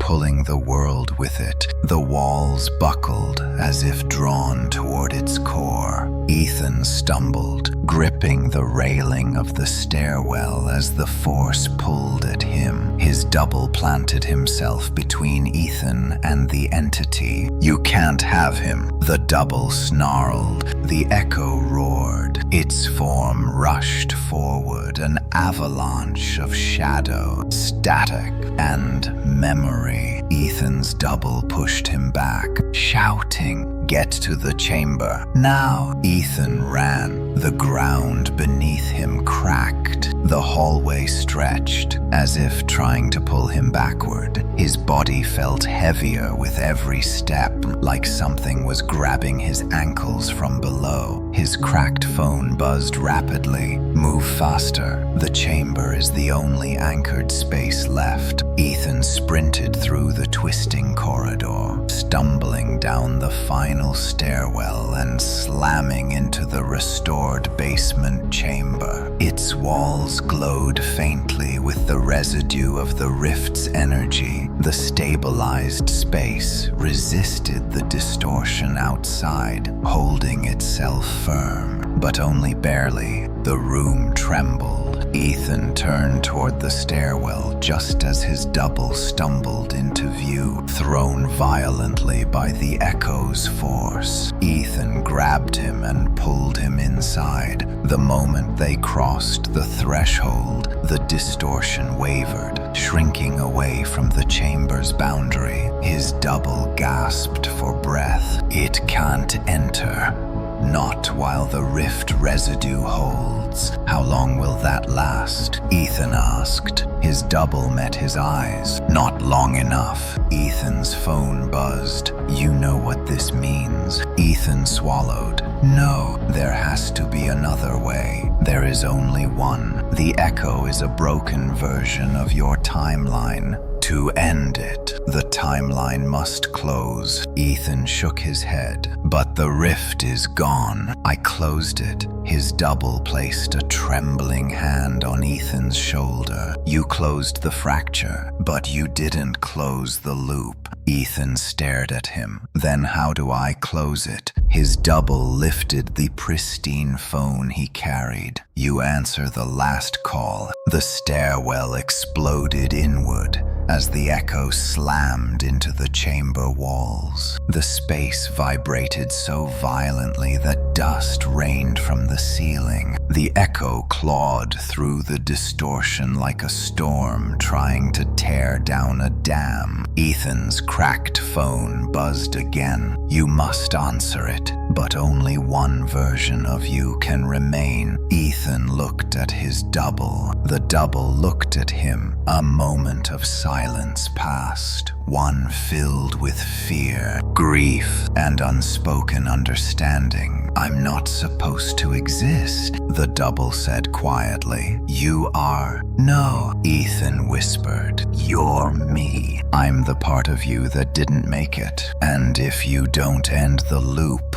neither of us will." Ethan's eyes filled with tears. "I'm sorry." His double shook his head. "Don't be. Just finish the story." The pristine phone buzzed. "Incoming call. Unknown number." The chamber walls cracked under the echo's assault. Ethan took the phone. His double stepped back. "Answer it," he said. Ethan inhaled deeply. He pressed the screen. The world fell silent. A familiar whisper seeped into the room. "Ethan Miller."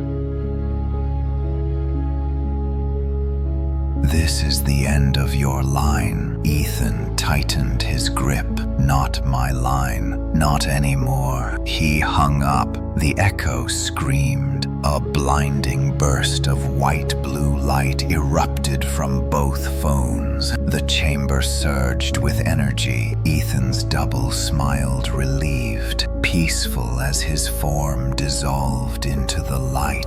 "Thank you," he whispered. The echo collapsed inward, pulled violently into the imploding loop. The chamber filled with roaring energy as the last remnants of the fractured timeline closed. And then silence. Ethan stood alone in the quiet chamber. The phones were gone. The rift was gone. The echo was gone. Only he remained. He exhaled slowly, tears slipping down his cheeks, not of fear, but release. He walked up the stairs, out of the hospital, into the cold, calm night. Snow drifted gently across the parking lot. Ethan breathed deeply. For the first time, the world felt like his again. The nightmare was over, and the line was finally silent. The story ends here. Thank you for watching and listening to the whole story. Please subscribe to the channel and turn on the bell to listen to the next stories.